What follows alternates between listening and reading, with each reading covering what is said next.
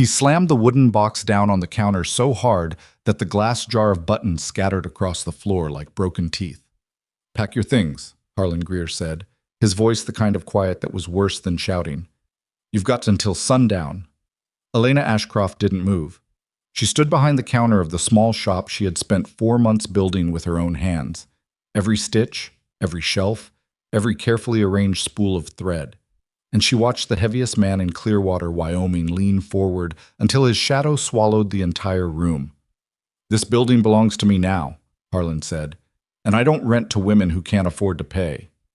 She had paid, every cent, on time. She had the receipt in her apron pocket and her hands were shaking too hard to reach for it. If that were you standing there, what would you do? Before we go any further, if this is the kind of story that makes you feel something real, please take a moment to subscribe to this channel and hit that notification bell so you never miss what comes next. And drop a comment below. So tell me what city or country you're watching from. I want to see how far this story travels. Now let's go back to Clearwater, Wyoming, 1884, and meet the loneliest man anyone in that town had ever seen.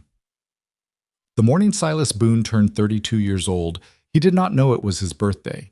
He had stopped counting years sometime around the middle of the previous winter, when keeping track of days felt like carrying a weight that served no purpose. What was the point of knowing the date when every single one of them felt exactly the same? Dark before the sun came up. Horses to tend. Silence so thick you could almost hear it breathing. Then dark again.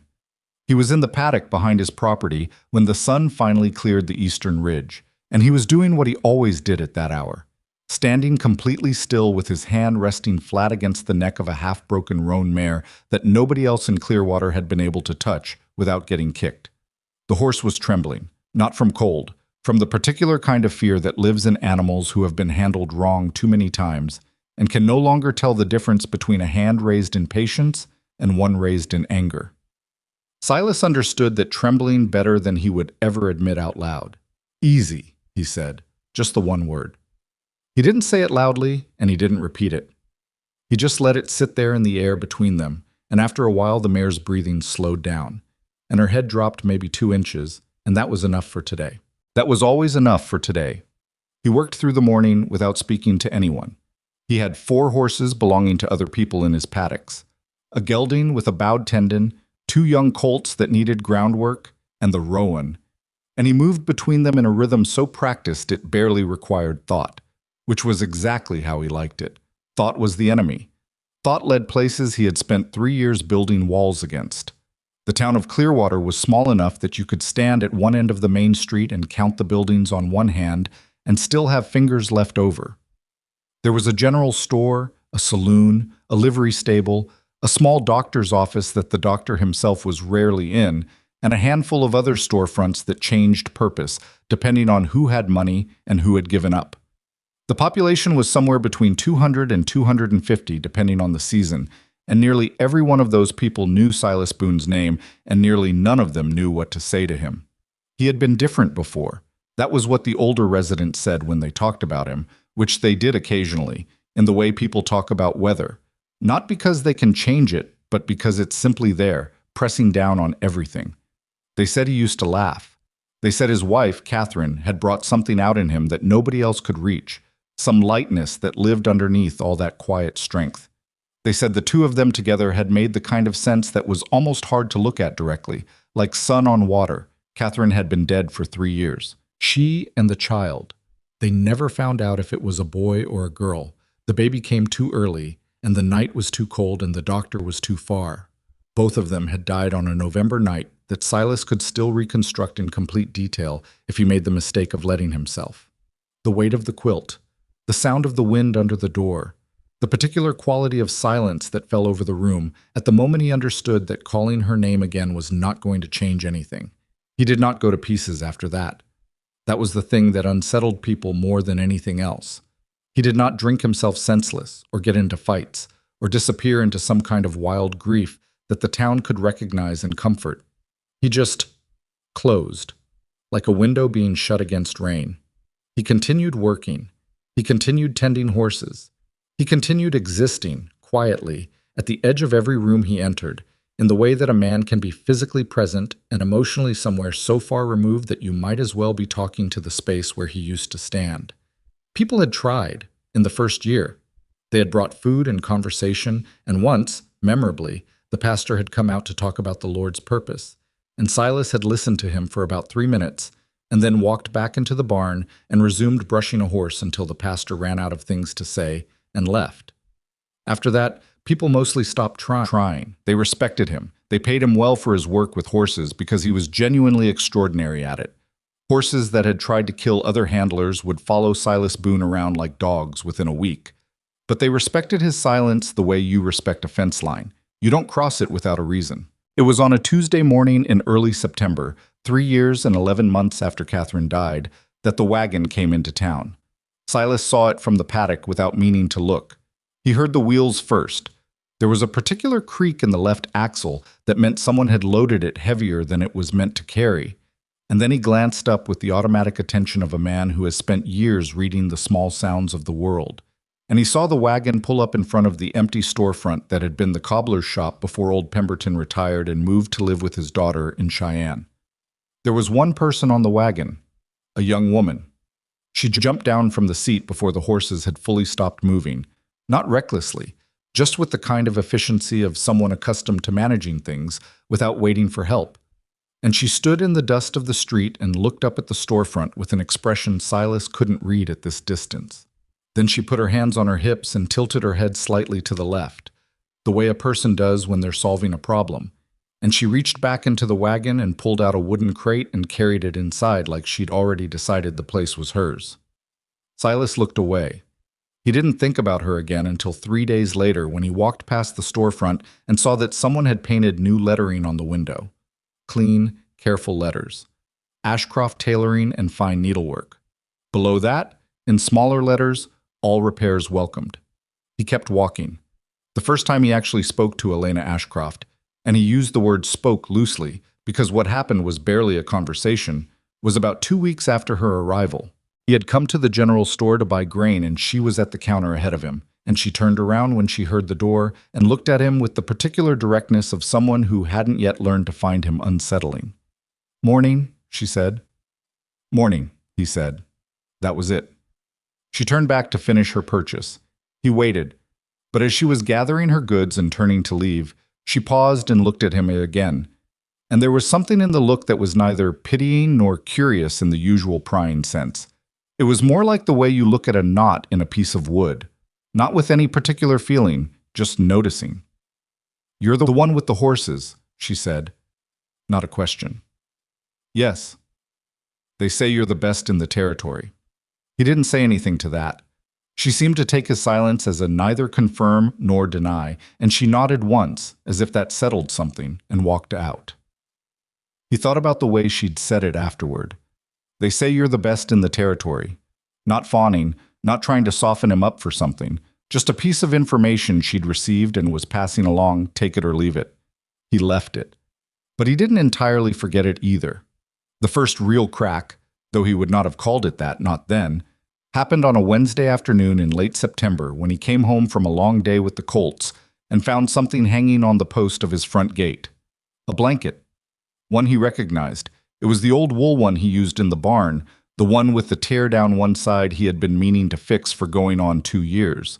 He had left it draped over the paddock fence 3 days ago, and apparently it had caught the attention of someone with both the skill and the audacity to repair it without being asked.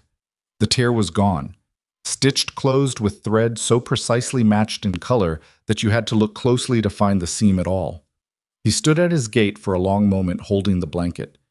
Then he went inside and put it on the table and stood there looking at it for another moment, which he could not fully explain even to himself. It was just a blanket. It was just a repair.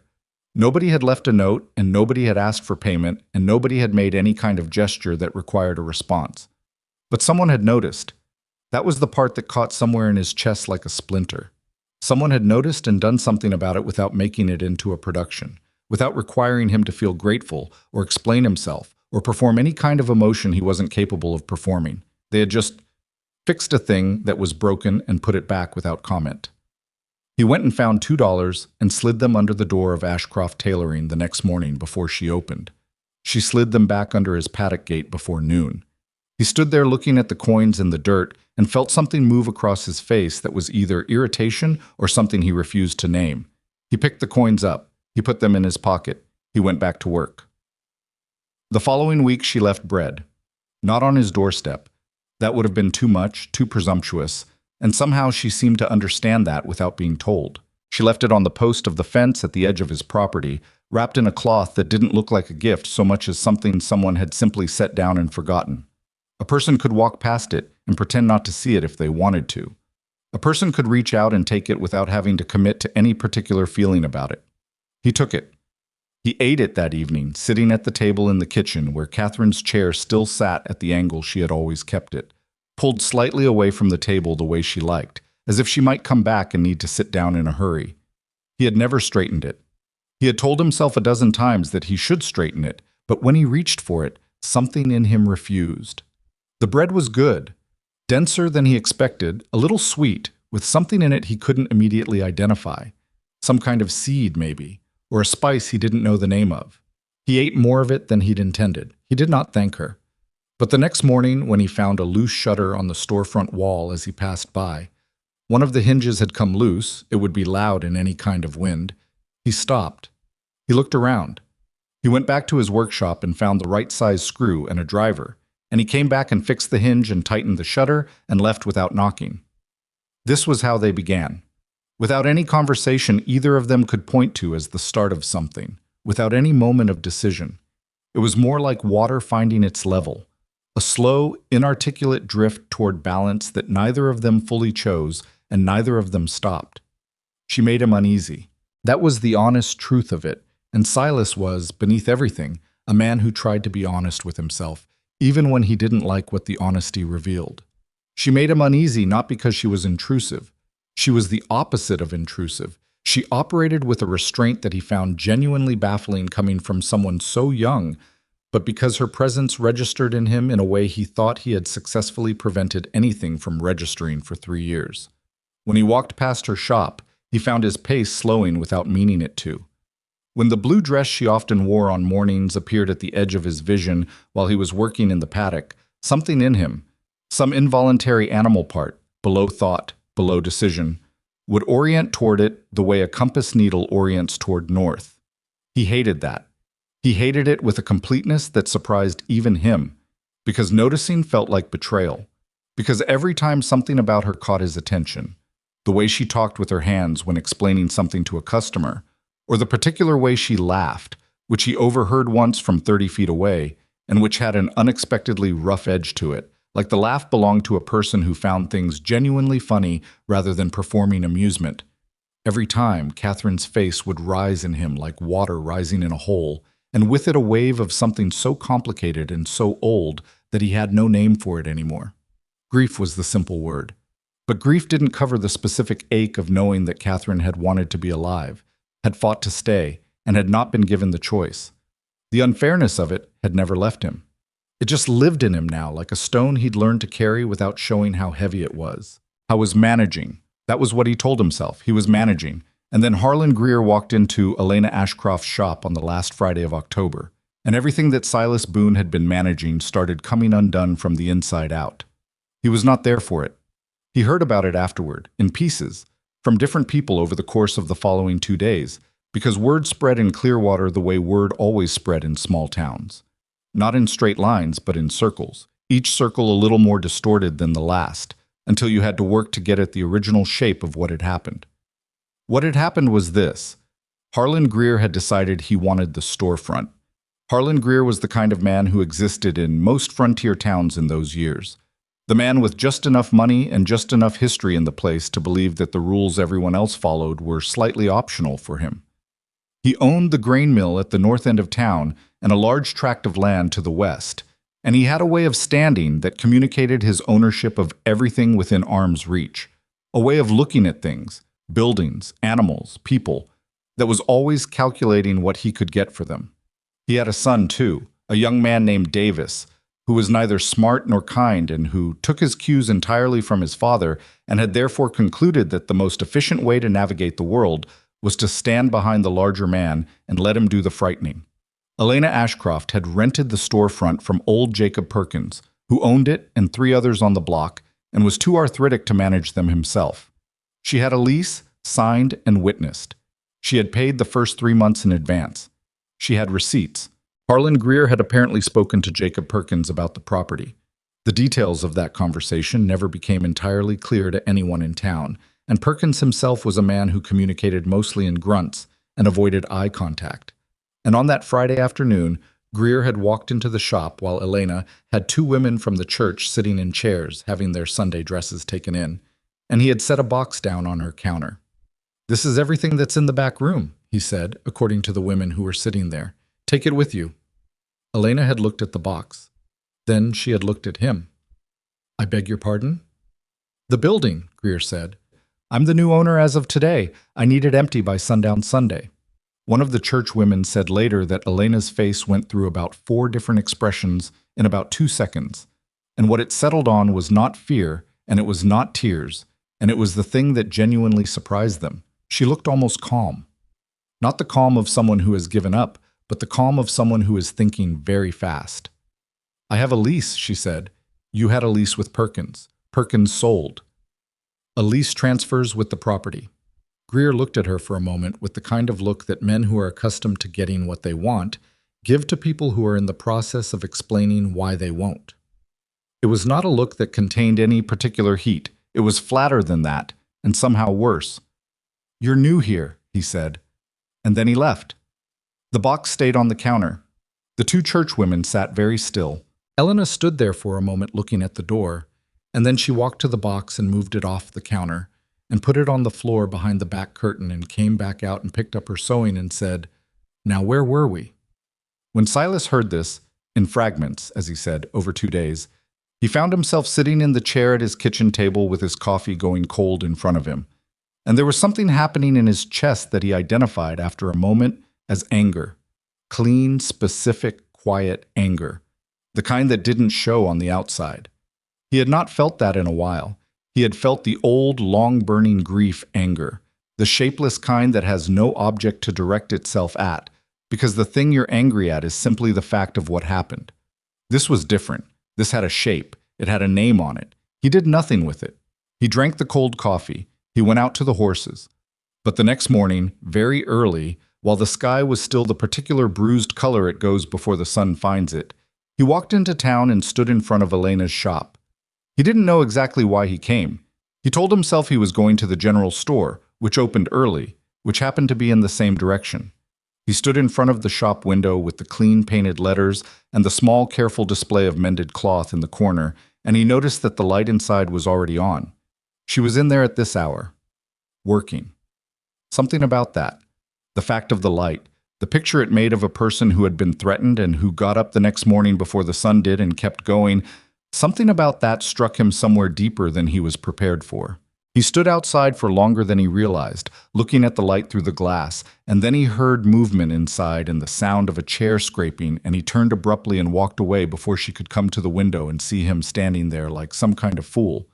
He was halfway home before he understood something about himself that he had not understood clearly before, that the walls he had built were not as solid as he'd believed, that somewhere in the last 6 weeks, this woman, this young, unbothered, quietly stubborn woman who repaired things without being asked and left bread on fence posts and refused to look at him with either pity or expectation, had found some small gap in the stonework that he had not noticed until just now.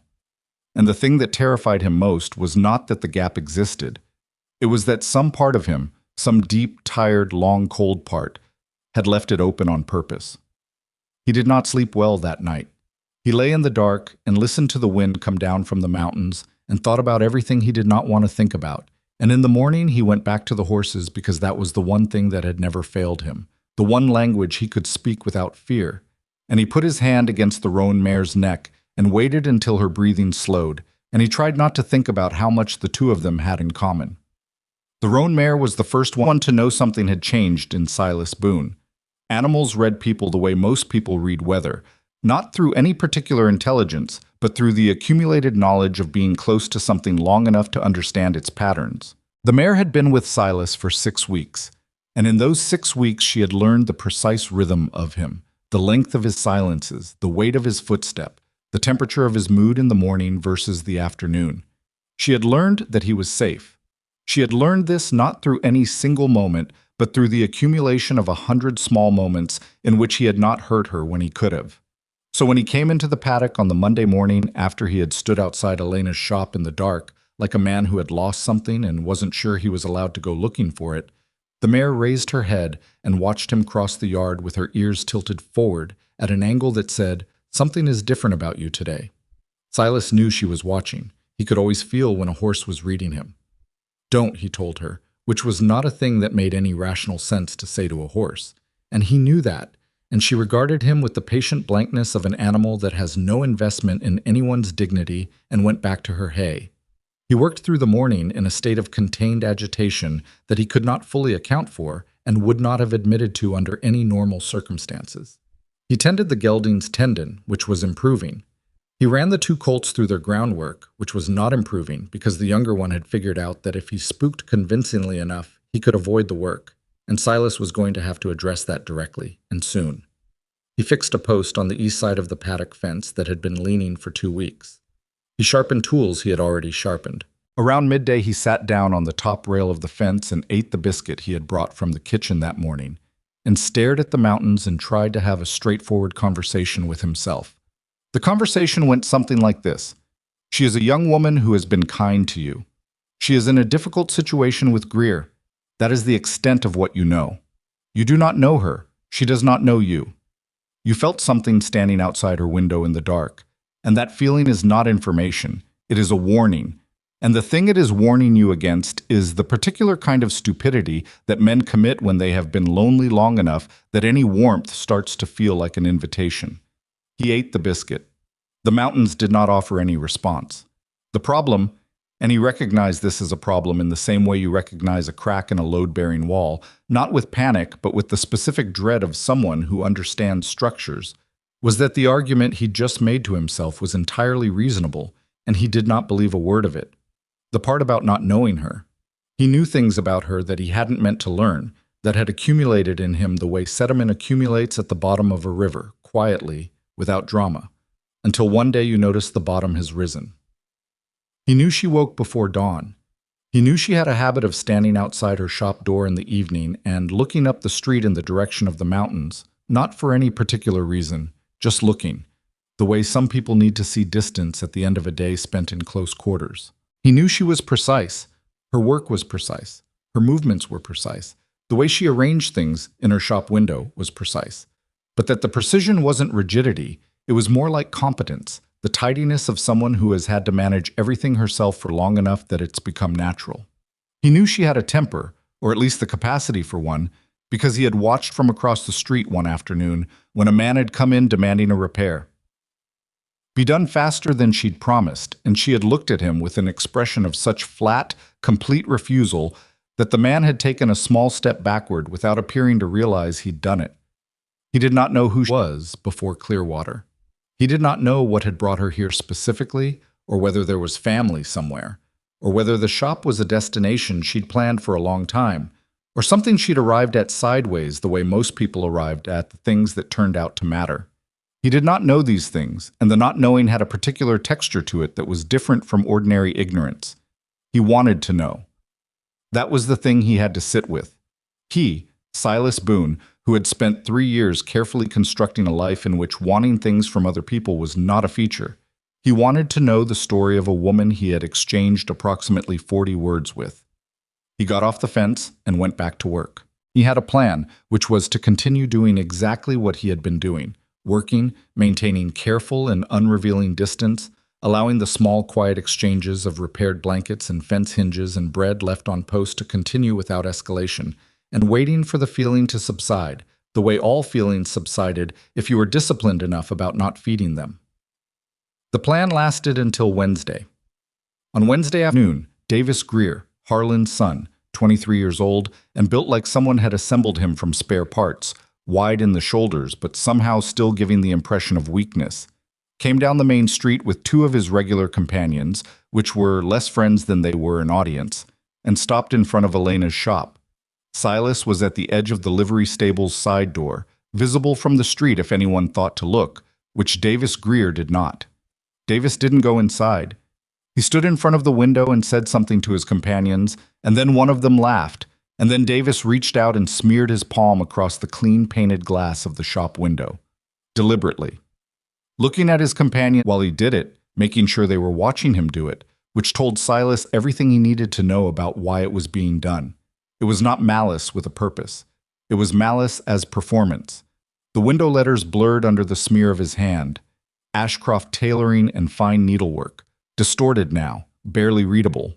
Silas was moving before he had made any decision to move. He crossed the street in 12 steps, and he came up behind Davis Greer, and he did not say anything, because announcing yourself gives the other person time to posture. And he put his hand on Davis's shoulder, not gripping hard, just placing it there, the same way he placed his hand on a horse's neck, with a specific calm authority that communicated something below the level of words. And Davis went very still. "Morning, Davis," Silas said. Davis turned his head, which was the only part of him that moved. His companions had gone quiet and still in the specific way that young men go quiet, and still when something has appeared that is older and quieter and more serious than they were prepared for. "Boone," Davis said. His voice was steady enough, but there was something tight in it. "You've got something on your hand," Silas said. Davis looked at his palm. The paint was faintly on it, smeared there. "You should probably wipe that off," Silas said. He kept his voice the way he always kept it, flat, unhurried, without any heat in it. Heat was unnecessary. "And then I think you've probably got somewhere else to be." There was a pause. It was the kind of pause that had a decision in it, and Silas watched Davis work through the decision in real time, the calculation going across his face plainly enough to read, "There's no version of what happens next that benefits me." Davis's father had power in Clearwater, and money, and history, and all of that counted for something. But Silas Boone stood there with his hand on Davis's shoulder, and something in his eyes that was neither angry nor afraid, just absolutely settled. And Davis Greer was 23 years old and not actually willing to find out what the settled thing meant. "Yeah," Davis said. "Sure."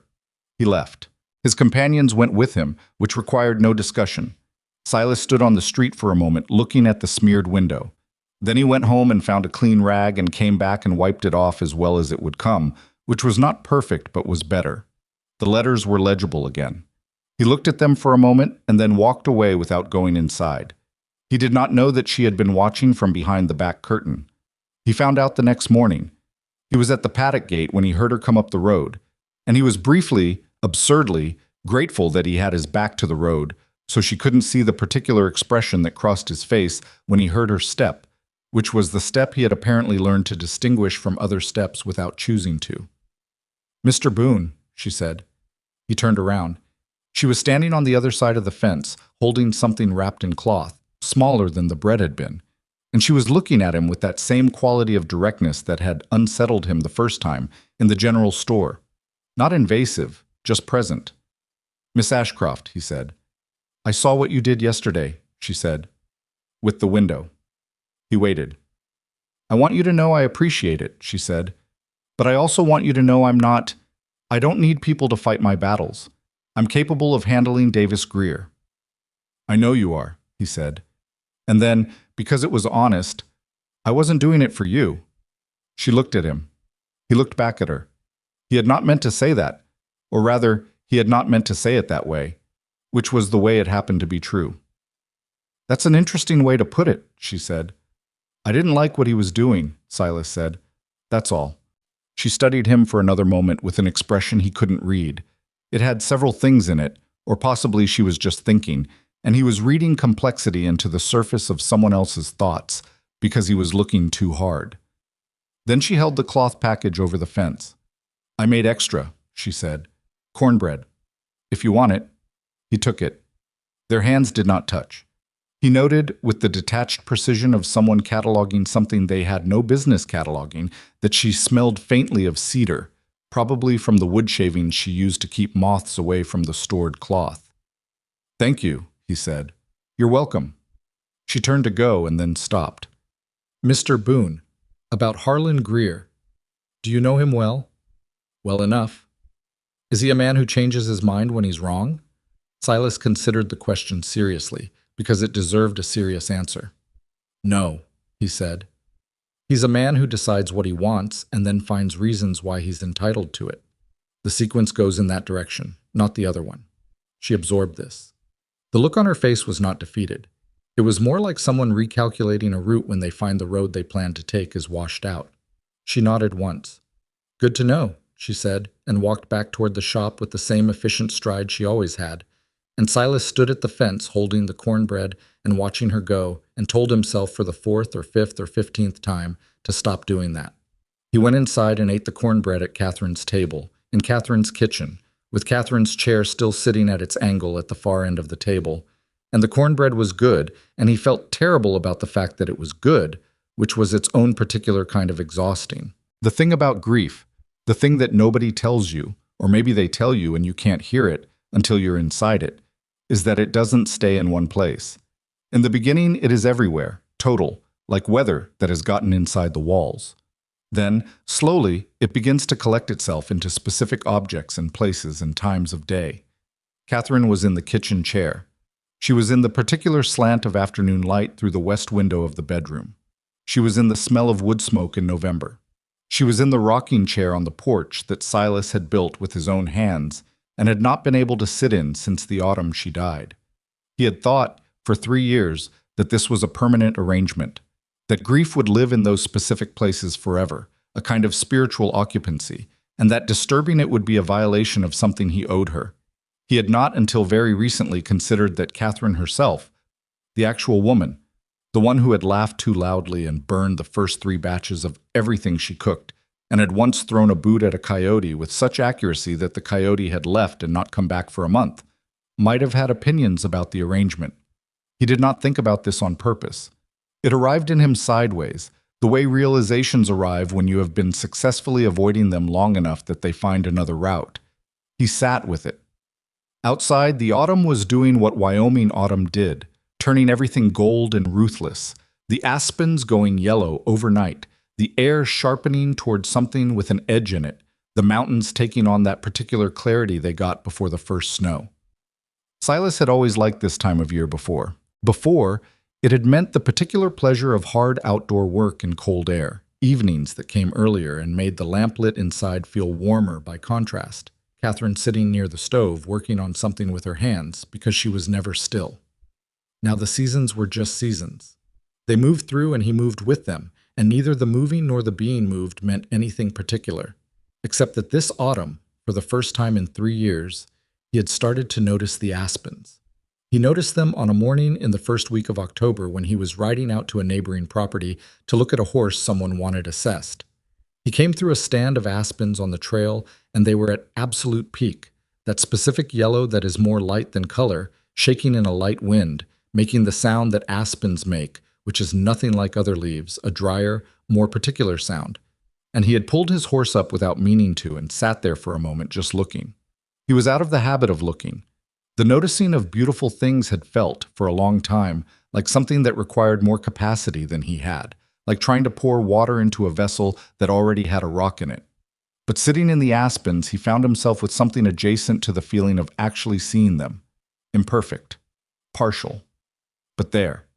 He thought about Elena later that day and wondered if that was connected, and then felt irritated with himself for the thought, and then went back to work with the unnecessary intensity of a man who is trying to exhaust something inside himself and finding that it has more endurance than he expected. The situation with Harlan Greer clarified itself 2 weeks later in a way that made the situation considerably worse. Jacob Perkins, it turned out, had indeed sold the building. Not because Greer had pressured him directly, or not obviously, but because Perkins had debts that Silas had not known about and that Greer apparently had, and the sale had happened in the way that sales happen when one person needs something badly and another person is patient and good at waiting. The legal standing of Elena's lease was, according to the one man in Clearwater with any knowledge of such things, genuinely ambiguous. The lease had been signed before the sale.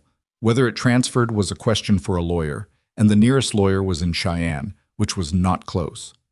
Greer had set a new deadline. He delivered it through Davis, who came to the shop on a Thursday and slid a piece of paper under the door before the shop opened and was gone before Elena arrived.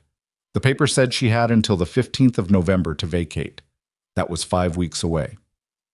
Silas found out from the postmaster, who found out from one of the churchwomen who had been in the shop the first time Greer had appeared, and the information moved through him when he heard it with the specific quality of something that is both new information and also confirmation of something he already knew. He went to see old Perkins that same afternoon. He was not sure what he intended to accomplish exactly. He walked out to Perkins's place on the south edge of town and knocked on the door and waited, and Perkins opened it looking the way he always looked, like a man who had been caught doing something he wasn't sure was wrong but suspected might be. And Silas said simply, "The Ashcroft girl's lease. Did you make it transferable?" Perkins looked at the ground for a long moment. "I made it what Greer wanted it to be," he finally said, which was the most honest thing Silas had heard the man say in 20 years of knowing him. "How much did you sell for?" Silas asked. Perkins told him. Silas did the arithmetic in his head without expression. Then he nodded once and walked away without another word, and Perkins stood in his door watching him go with the look of a man who knows he has done something that will follow him around longer than he'd like. The amount Perkins had received for the building was not, in itself, an extraordinary sum. It was more than the building was probably worth, which was how Greer operated. He paid slightly over market when it mattered and collected the difference later through other means. It was not an amount that was completely beyond the range of what Silas had in the strongbox under the floorboard in his workshop. He sat with that knowledge for 4 days. He sat with it very carefully, the way you sit with a coal that might still have heat in it, not touching it directly, just aware of it, aware of the specific warmth it was putting off. On the 5th day, Elena Ashcroft came to his paddock gate for the second time. She was not carrying anything this time. She came in the late afternoon when the light was going amber, and she stood at the gate with her hands at her sides and looked at him where he stood by the roan, and there was something different in her face. Not fear, not quite. But something had shifted in the deliberateness of her composure, something that suggested the composure was costing more than it had been. "I heard you went to see Perkins," she said. He looked at her. He had not told anyone about going to see Perkins. The information had gotten to her through the ordinary mysterious workings of a small town, which meant someone had seen him go. "I did," he said. "Why?" He thought about giving her a partial answer. He was good at partial answers. He had been practicing them for 3 years as a way of being technically honest without being actually revealing.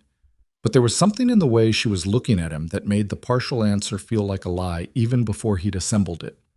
"I wanted to understand the situation," he said. "And do you? Understand it?" "Well enough." She was quiet for a moment. The roan shifted behind him, bumping gently against his shoulder blade with her nose, which was a thing she had started doing recently that he found inexplicably comforting in a way he would never say out loud to another person. "I'm not leaving," Elena said. Not like a statement of bravado. More the way you state a fact about the weather. This is what is true. Take it or leave it. I know that might seem like foolishness, given Greer's resources versus mine, but I spent everything I had to get here and set up that shop, and I am not going to simply hand it over because a man with more money decided he wanted it. Silas looked at her for a moment. There was a particular kind of courage that he had always respected above other kinds. Not the dramatic kind, not the kind that came with an audience and a story attached, but the quiet, ordinary kind that a person exercises when they are genuinely afraid. And they do it anyway, without anyone necessarily noticing. He was looking at that kind right now. "What are you going to do?" he asked. "I wrote to a lawyer in Cheyenne," she said, 3 weeks ago. I haven't had a reply yet." She paused. "If the lease doesn't hold, I'll need time to find another space, or I don't know. I haven't gotten past that part yet."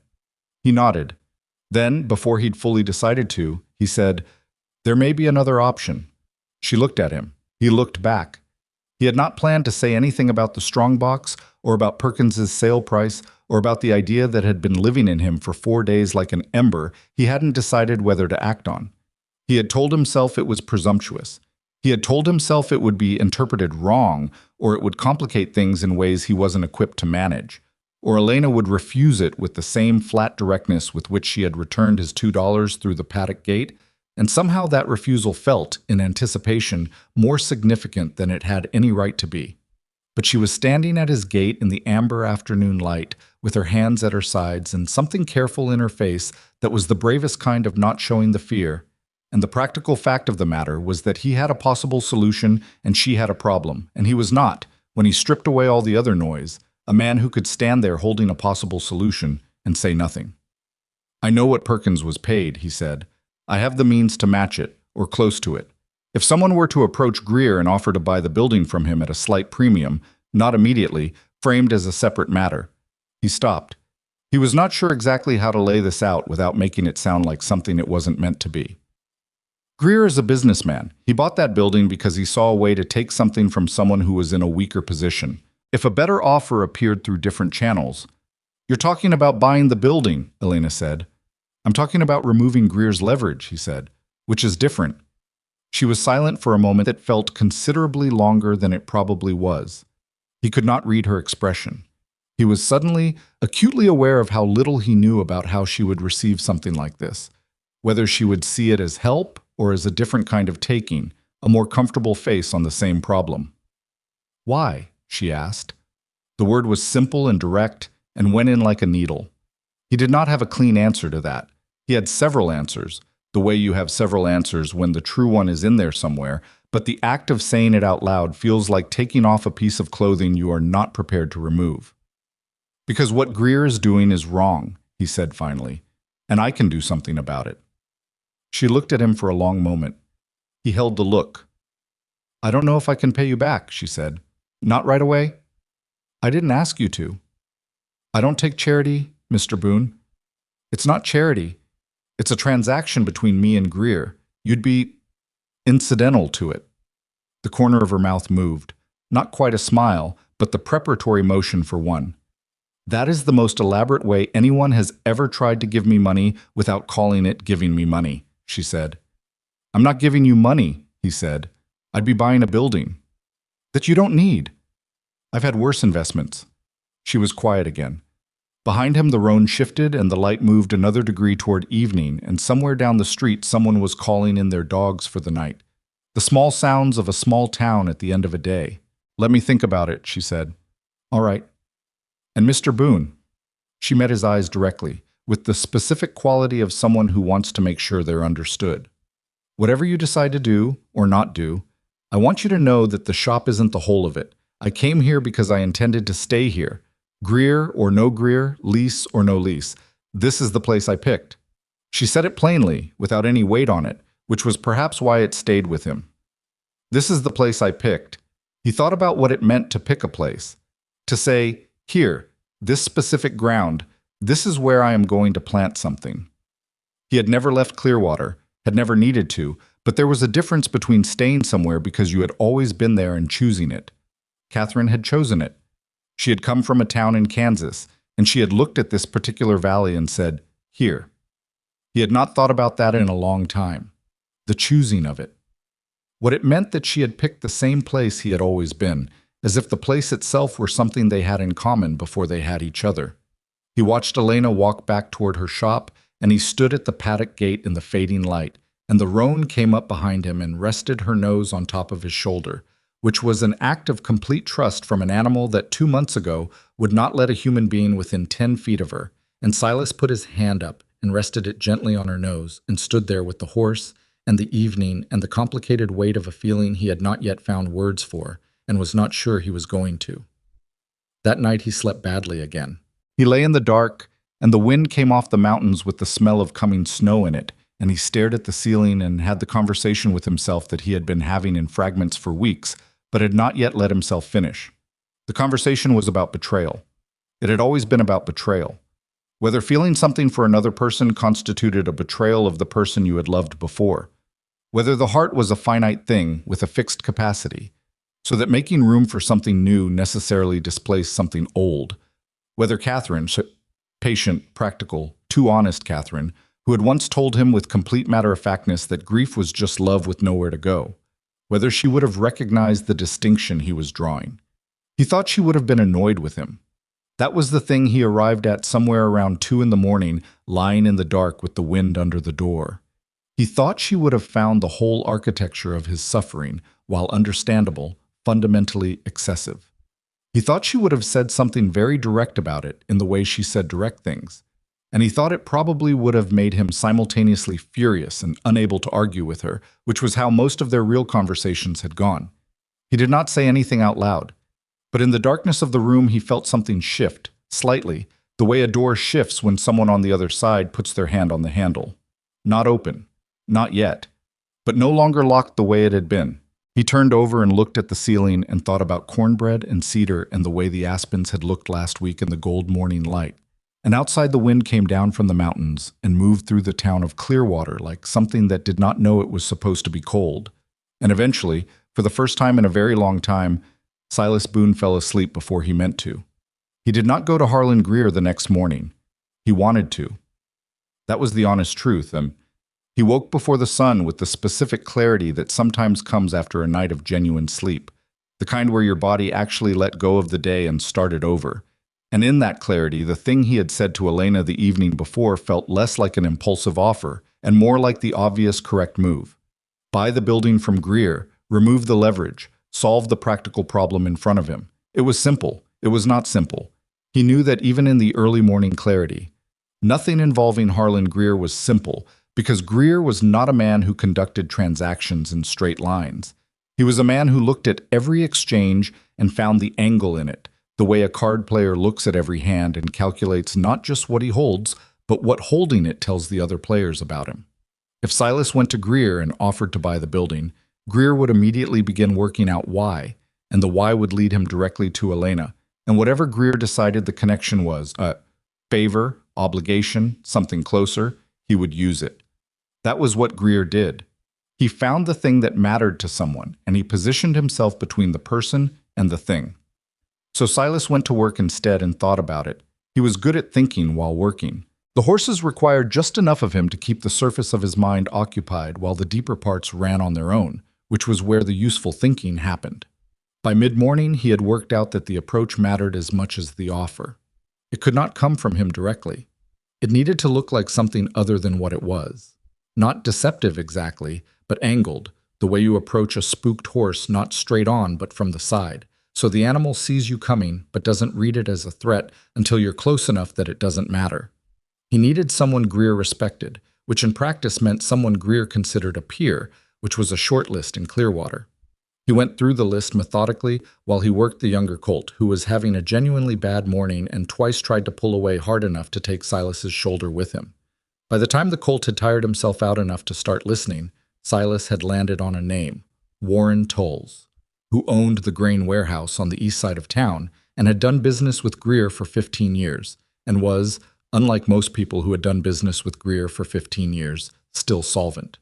The thing about Warren Tolles was that he was not a man who did favors without understanding why he was doing them. He was practical in the specific way of men who have survived long enough in difficult circumstances that sentiment has been worn down to something functional. He wasn't unkind, but he was clear-eyed, and any conversation with him needed to begin with the actual point, or you'd spend 20 minutes on pleasantries while he waited for you to get there. Silas went to see him that afternoon. Warren was in his warehouse doing what he was usually doing, which was checking figures in a ledger with the focused attention of a man who trusts no one else's arithmetic, and he looked up when Silas came in with the unsurprised expression of someone who has been in business long enough that unexpected visits no longer register as unexpected. "Boone," he said. "Warren. You want coffee? I've got some on." "No, I want to ask you something." Warren set down his pencil. "All right." Silas laid it out plainly, because Warren was a man who deserved plainness. He explained the situation with the building, with Elena's lease, with Greer's offer to Perkins, and the deadline on the 15th. He explained what he knew about the sale price. He explained what he was thinking, which was that an offer from Warren, framed as Warren's own interest in diversifying his property holdings, which was not even a lie, Warren had done exactly that twice in the last decade, might land differently with Greer than an offer from Silas. Warren listened. He had the discipline of a good listener, which meant he did not nod along or make sounds of agreement or try to show that he was following. He just sat and let the thing be said, and then he was quiet for a moment after it was done. "Why do you care about the seamstress's shop?" he asked. It was a direct question, and it deserved a direct answer. Silas gave him the most direct one he could find that was also true. Because what Greer's doing is wrong, and I can do something about it. Warren looked at him for a moment with the measuring expression of a man running a calculation. And the money would come from you. Yes. And I'd hold the building. Unless you want to sell it back to her once she has the means to buy it, which I'd imagine she would prefer. Warren picked up his pencil again and tapped it once on the ledger. Greer won't like it. I know. He'll figure out there's more to it than me wanting to expand my holdings. Probably, eventually. And when he does? By then she'll have the lease on paper with your name on it, and it won't matter what he figures out. Warren tapped the pencil again. He was doing the kind of thinking that didn't show on the outside, and Silas let him do it without pushing, the way he let horses work through their uncertainty without pressure, because pressure at the wrong moment collapsed the very thing you were trying to build. She a good tenant? Warren asked. She paid Perkins 3 months in advance, Silas said, repaired the place herself, fixed the shutters, painted the window, hasn't caused anyone trouble. Other than Greer. Greer caused Greer's trouble. Warren almost smiled. He had the contained kind of humor of a man who found things quietly funny but didn't see the need to announce it. He looked at the ledger for a moment and then back at Silas. All right, he said. I'll approach him this week. Silas nodded. He was already turning to leave. Boone. Warren's voice was not loud, but it had the quality of a hand on a shoulder, a stopping thing. She know you're doing this? She knows I was considering something, Silas said. That's not the same thing. No, Silas agreed. It's not. He went home and stood in the kitchen for a while, in the particular state of a person who has set something in motion and is now waiting for the motion to arrive somewhere, which is a different kind of waiting than the ordinary kind. He ate supper. He did not taste most of it. He sat afterward at the table with a cup of coffee and looked at Catherine's chair, and for the first time in 3 years he did not feel the specific weight of it looking back at him. The chair was just a chair. That observation hit him with the gentleness of something that had been waiting to be noticed, and he sat with it for a long time. He did not know whether that meant something was healing or something was being lost. Maybe those two things were not as distinct as he had been treating them. Warren went to Greer on a Thursday. Silas found out what happened in the Thursday meeting from Warren himself, who came to the paddock gate the following morning with the particular walk of a man who has successfully done an unpleasant thing and is now reporting back. Greer had been suspicious. Of course he had been suspicious. A man like Greer was suspicious of all offers that came to him rather than from him, because his own approach to acquisition was always to position himself as the one moving toward a thing, never the one receiving interest in something he hadn't put on offer. But Warren had been steady and practical, and had made the case from a place of genuine business logic. And in the end, Greer had named a price, higher than what he'd paid Perkins, higher than Warren had hoped. And Warren had taken a day to consider it, because agreeing too quickly would have confirmed the suspicion. I told him I'd need a week to get the money in order, Warren said. That's usual enough, but he'll be watching. That's fine, Silas said. Let him watch. He's going to know it's you eventually. I know. That going to be a problem for you? Silas thought about Harlan Greer and the flat calculating look of him, and the way he had positioned himself between a young woman and the thing she had built, using money as a lever the way a man uses a stick to pry something open that was not meant to be pried. He thought about Davis Greer and the smear on the window glass. He thought about the weight of Warren's question, which was not really about Greer, but about what Greer might do when he knew, which was a reasonable thing to wonder about. He'll be annoyed, Silas said. He doesn't like being outmaneuvered. But there's nothing for him to do about it that doesn't cost him more than it costs me. Warren looked at him for a moment. You seem very certain about that. He's a bully, Silas said simply. Bullies don't move on things that will push back harder than they push. They move on soft targets. I'm not a soft target. Warren nodded once, the nod of a man filing information. I'll close the thing next week, he said. I'll get her a proper lease same day. He left. Silas stood at the paddock fence, and the roan came over and pressed her nose against his chest, and he put his hand on her and stood there breathing in the smell of horse and cold air and the first faint edge of approaching winter, and something in him was quieter than it had been in a long time. The quiet didn't last. It lasted, in fact, exactly 4 days. On the Monday of the following week, which was the week Warren intended to close the purchase, Silas came back from an errand at the livery stable in the late afternoon to find Elena Ashcroft standing at his front gate. Not the paddock gate where they usually spoke. His front gate, the one that led to the path to his door. She was standing very straight, and her arms were crossed. Not in the way of someone who is cold, but in the way of someone who is holding themselves together by main force. And when she turned and looked at him, her face had the specific quality of someone who has just received news and has not yet decided what to do with it. He was across the yard before he realized he was moving. "What happened?" he said. "Greer knows," she said. "He knows it's your money. He went to Warren this morning and told him the deal was off. He said—" She stopped. There was something working in her face, something she was pushing against. He said the building wasn't for sale to anyone connected to Silas Boone, and that if Warren tried to proceed, he'd call in the note on Warren's grain contract. Silas went very still. "Warren has a note with Greer," he said. "A financing arrangement, apparently, from 4 years ago. Greer holds the paper on it." She uncrossed her arms and looked at him with an expression that had exhaustion in it, alongside the steadiness. "I didn't know about that. You didn't either, I'd imagine." "No," Silas said. He had not known. He had run his calculation about Greer's likely response, and he had gotten it wrong in this specific way. He had not accounted for the financial threads Greer kept connected to the men around him, the way a spider keeps threads connected to every part of the web, not because it needs all of them, but because having them means you always know when something moves.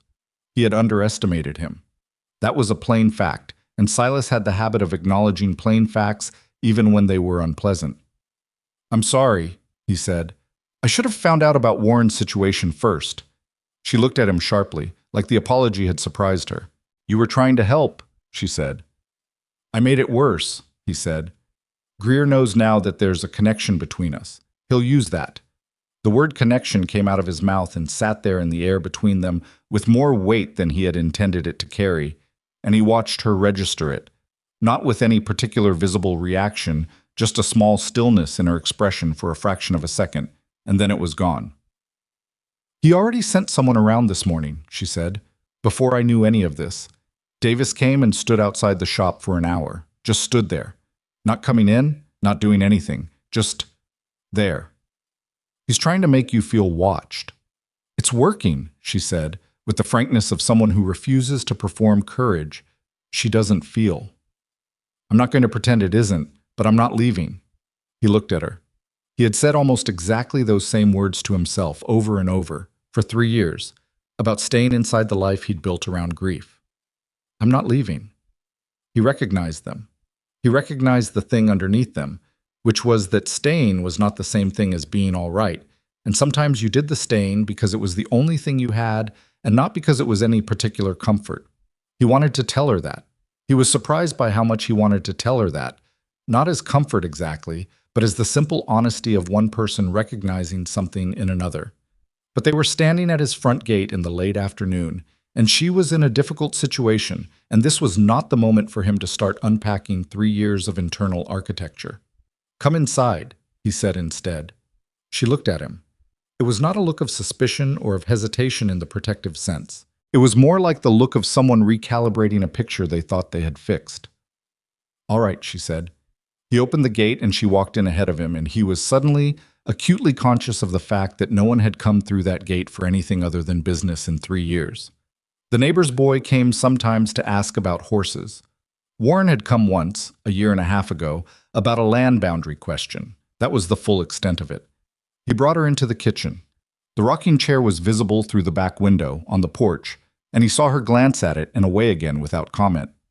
Catherine's chair was at its angle at the end of the table, and he watched Elena's eyes pass over it with the naturalness of someone who takes a room as it comes, and he did not know how to account for the feeling that produced in him, which was something between relief and exposure. He put the kettle on because it was what you did. Elena sat in one of the chairs, not Catherine's, one of the side chairs, and she looked at the table, and then at the window, and then at her hands. "I got the letter from the Cheyenne lawyer today, too," she said. He looked at her. "He says the lease is unenforceable as written," she said. "No transferability clause. Greer has the right to the building." She said it with the flatness of someone who has spent the last hour absorbing a blow and is now reporting its dimensions. "So that's that." Silas poured the water over the coffee grounds and set the pot on the stove and turned around and leaned against the counter with his arms at his sides. "How long do you have?" he said. "The 15th is still the date, 2 weeks. Can you find another space in town?" "There isn't another space. Not a suitable one. There's a back room at the general store that Hatch rents sometimes, but it's half the size and he uses it for storage half the time, and he's not someone I want to owe a favor to." Silas knew what she meant. Gus Hatch was not Harlan Greer.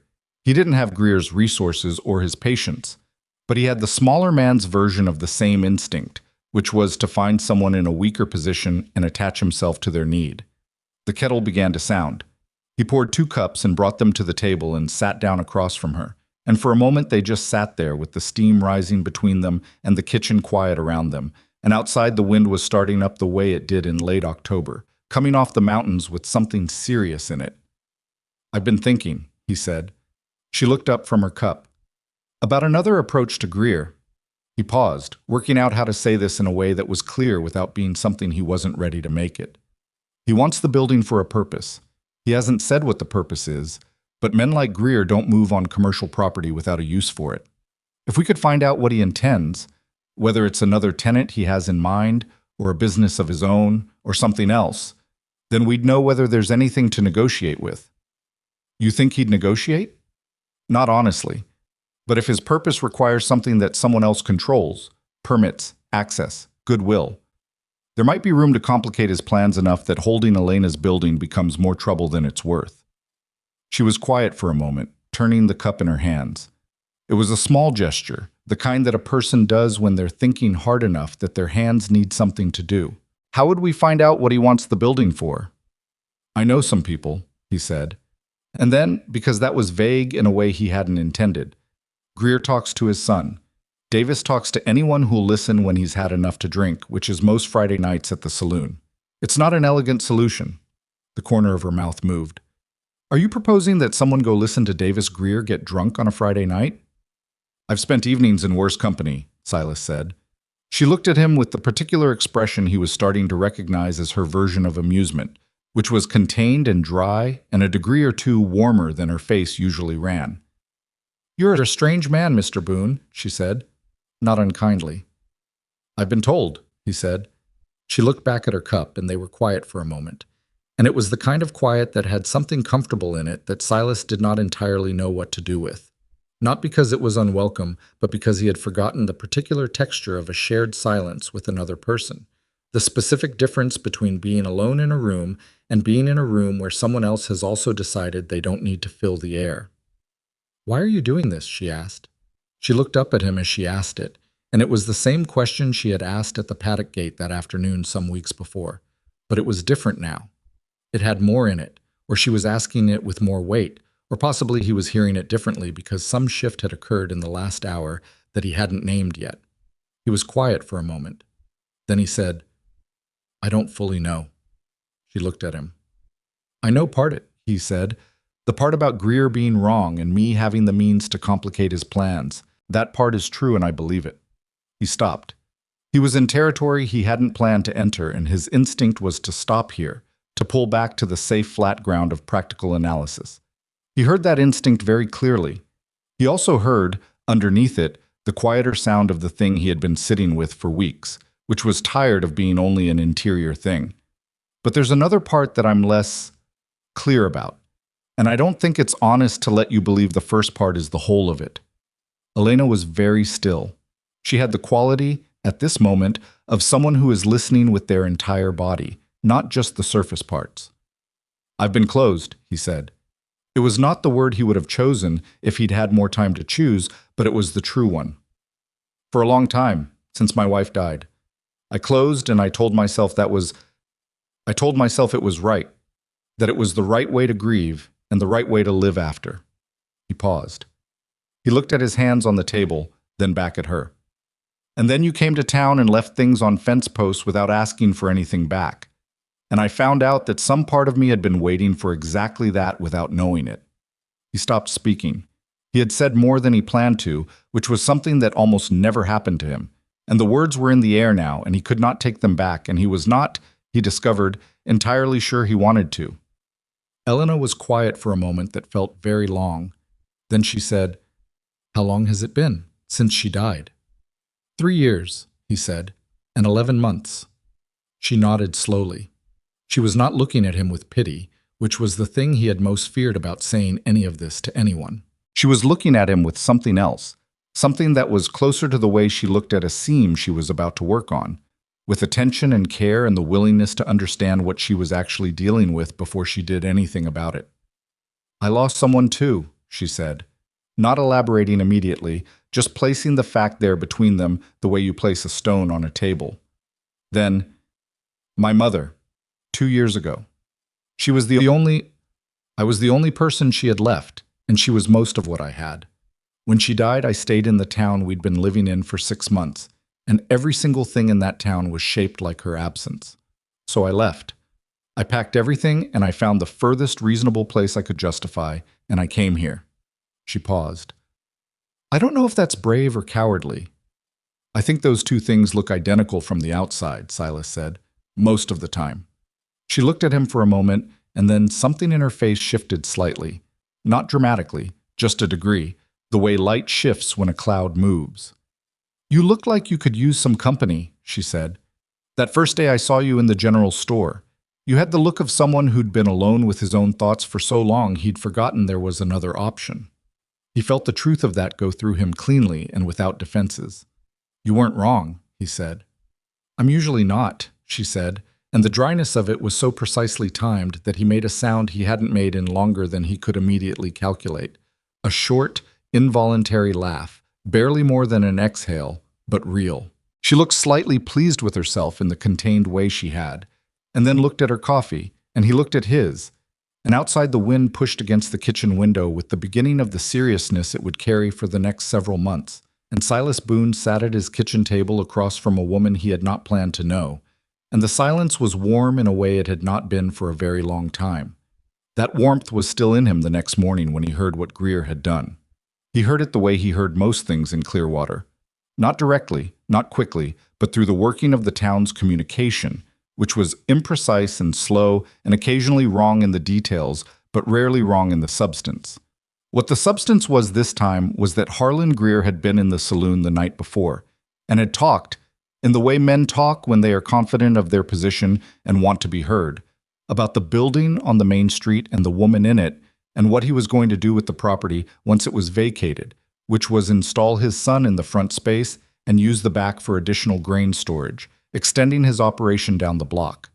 He had also said, and this was the part that arrived in Silas through the neighbor's boy who came with a message before 7 in the morning, relaying something his father had overheard, that Silas Boone ought to attend to his horses and his grief and leave the business of the town to the people who understood it, and that any further interference from that quarter would result in consequences that Boone was not presently positioned to absorb.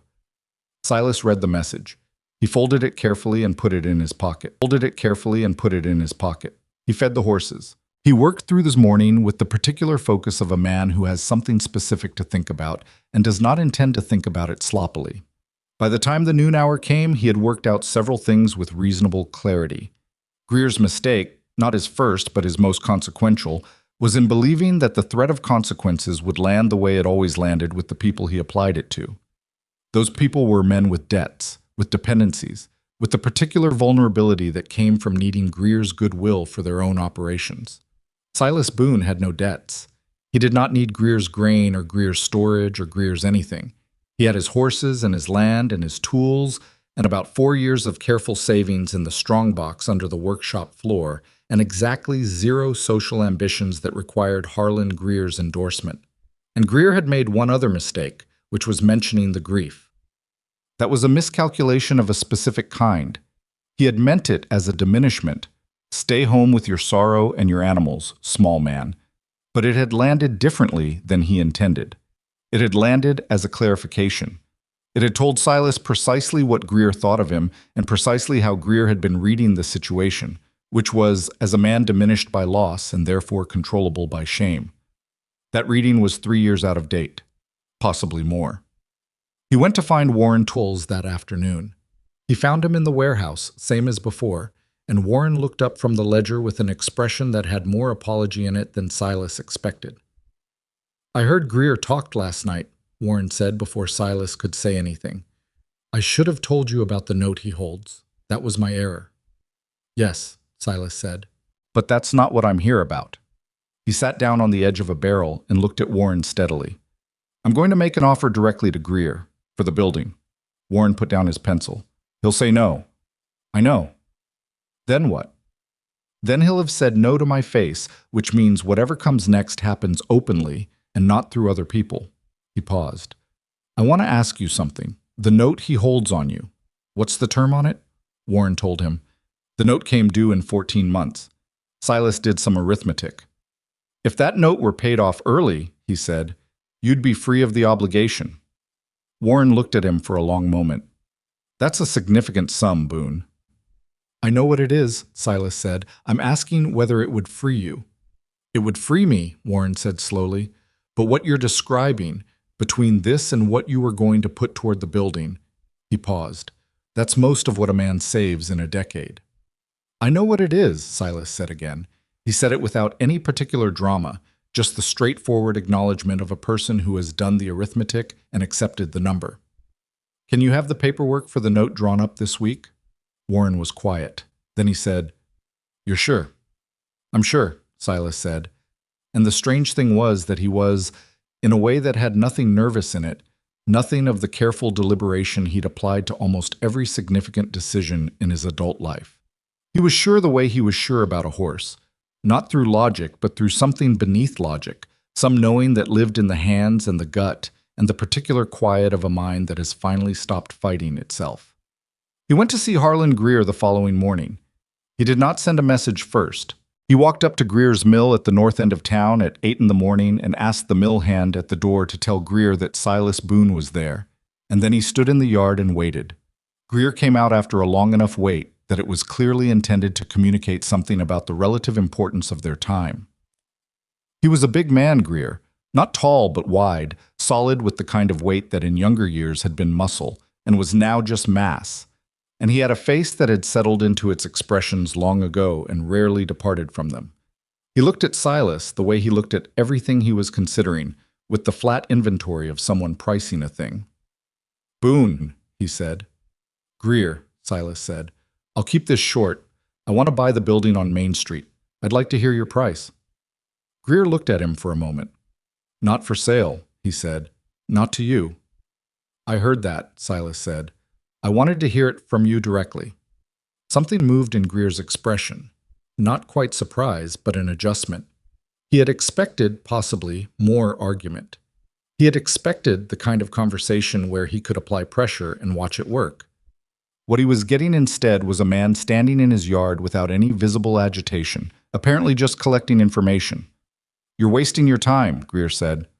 Probably, Silas agreed. He let the silence sit for a moment. Then he said, I'll tell you something as a matter of courtesy since we've been in the same town a long time. I'm going to keep looking for options on that building. I've got the means and the patience, and I don't have anything you can threaten. He said it not as a challenge, just as an accounting of facts. You called in the grief last night at the saloon, and I want you to know that didn't land the way you thought it would. Greer's eyes narrowed, very slightly, but Silas saw it. I'm going to go now, Silas said. I appreciate your time. He walked back through the mill yard and out the gate and down the road toward town, and he did not look back. And behind him he could feel Greer watching with the specific attention of a man who has just realized that the thing in front of him is different from what he thought it was. That was enough for today. Not a victory, not a solution, but a different kind of beginning, not the kind you choose, but the kind that chooses you when you finally stop pretending you don't need it. He walked back toward his horses and toward the particular quality of late October light that had started, without his permission, to look beautiful again. The Friday night after Silas walked out of Greer's mill yard, he went to the saloon. He was not a regular. He had never been a regular, not even before Catherine died, because he had never particularly needed the saloon's particular combination of noise and company and the performance of ease that men put on in those places. But he went on this specific Friday with a specific purpose, which was to be present in the room where Davis Greer drank and to listen to what Davis Greer said when he was drinking. And the best way to do that without drawing attention was to be there with a glass of something and the appearance of a man who had simply decided to spend a Friday evening out. He got there at 7. The room had about 20 men in it, the usual population for a Friday. Ranch hands done with the week, a few merchants, the two men who ran the livery stable together and always drank together with the synchronization of people who had spent too many years in each other's company. Silas took a spot at the far end of the bar and ordered whiskey he didn't intend to drink much of and settled in with his back to the wall, which was habit, and waited. Davis arrived at 7:30 with his two usual companions and established himself at a table near the middle of the room with the confidence of someone who considered every room he entered to already belong to him by inherited right. He ordered a bottle rather than individual drinks, which told Silas he was planning to be here a while and was planning to be seen doing it. Silas watched without appearing to watch. He had the ability, developed over years of working with animals who went skittish under direct attention, of observing things in his peripheral field with better accuracy than most people achieved looking straight on. He let an hour pass. He nursed the whiskey. He listened to the ordinary noise of the room, and underneath it, the specific sound of Davis's table, which was louder than the rest and had the particular quality of men performing for each other. By 9 o'clock, Davis was well into the bottle, and his conversation had expanded in volume and decreased in discretion, which was exactly what Silas had been waiting for. He did not move closer. He didn't need to. Davis was not a quiet drunk. What came out over the next 40 minutes, in pieces, between other conversation and the occasional interruption from his companions, was this. Harlan Greer intended to turn the Main Street building into a commercial laundry operation. There was a contract, apparently, with a hotel being built in a town 2 days east. A proper hotel, not a boarding house, the kind that would need substantial laundry services on a regular basis. Greer had been positioning for this contract for months. The Main Street building had the right dimensions and the right access to the water line that ran behind the block, and the timing of his acquisition of it from Perkins had not been incidental. Davis said, with the pride of someone sharing a secret he considers proof of his family's superior intelligence, that his father had known about the hotel contract before most people knew there was going to be a hotel. Silas finished his whiskey. He set the glass down on the bar. He had what he needed. He had more than what he needed, actually. He had not just the purpose, but the specific dependency in Greer's plan, which was the hotel contract, which was the thing the whole operation was built around. That was the load-bearing element. Find the right place to apply pressure to a load-bearing element, and you don't need to move the whole structure. You just need to shift that one thing. He walked home in the cold and sat at his table and worked it out methodically, the way he worked out the approach to a difficult horse. Not from where he was, but from where he wanted to end up, working backward to find the path. By midnight, he had most of the shape of it. By 1 in the morning, he had gone to bed. By the time he woke before dawn, he had the rest. I went to Elena's shop when the light was still gray and knocked on the door, which he had never done before, and waited. He heard movement inside and then the sound of the latch, and she opened the door, still in the practical dark dress she wore in the early hours before the shop opened, with her hair not yet pinned, and she looked at him with the quick reading expression of someone trying to determine from a person's face whether the news is good or bad. "Come in," she said. He came in. The shop was warm. She had the small stove going already, and it smelled of the cedar and the particular clean scent of cloth and the coffee she had been making when he knocked. And he sat in the chair she indicated near the work table, and she poured 2 cups without asking and set one in front of him and sat across the table with her own. "You went to the saloon last night," she said. He looked at her. "How do you know that?" "Mrs. Haverford lives above it," she said, with a dryness that suggested she had already integrated the town's observational network into her daily operations. "She mentioned it this morning when she came to pick up her mended coat. She seemed very interested in the fact that you were there." "She's welcome to her interest," he said. "Here's what I found out." He laid it out plainly and without unnecessary structure. The laundry operation, the hotel contract, the 2 days east timeline, the waterline dependency. He watched her face as he talked, the way it shifted through the information, receiving it, testing it, looking for the edges of it. When he finished, she was quiet for a moment with both hands around her coffee cup, looking at the middle distance with the expression of someone doing arithmetic. "The hotel contract," she said. "Yes, if someone else already had that contract. Or if the hotel had reasons to consider other providers, he said. Or if the arrangements for the water line turned out to be more complicated than Greer expected. Do you know who's building the hotel? Not yet. But I know the town. 2 days east is Hargrove Crossing. There are 2 men there who've been talking about a hotel for the last 3 years. He paused. One of them sold me a horse 18 months ago. We parted on good terms. Elena looked at him for a moment. You're going to ride to Hargrove Crossing. It's a 2-day ride each way, he said. I'd be gone most of a week. I want to make sure you know that, with the 15th still the deadline. She absorbed this. Why does it matter that I know? He held the look for a moment. He had given himself a speech, riding home from the saloon the night before, about the importance of keeping things practical and contained, and not adding weight to a situation that was already complicated enough. He had given himself the same speech he always gave himself when he found himself in territory he hadn't planned to enter. He gave it less credence than he used to. Because Greer knows there's a connection between us, he said. He's used it as leverage once already. If I'm gone for a week, that changes the situation for you here. He may try something in that window. I want you to know the window exists. She nodded slowly. And you still think going is the right move? I think it's the best move available, he said, which is a different thing. She was quiet again. Then she said, Davis actually told you all of this, while drinking. Davis talks, Silas said. He gets that from his father, oddly enough. Harlan talks too, just in different rooms. The corner of her mouth moved. Is that a very restrained way of saying Harlan Greer is arrogant? I was trying to be diplomatic, Silas said. Please don't on my account, she said.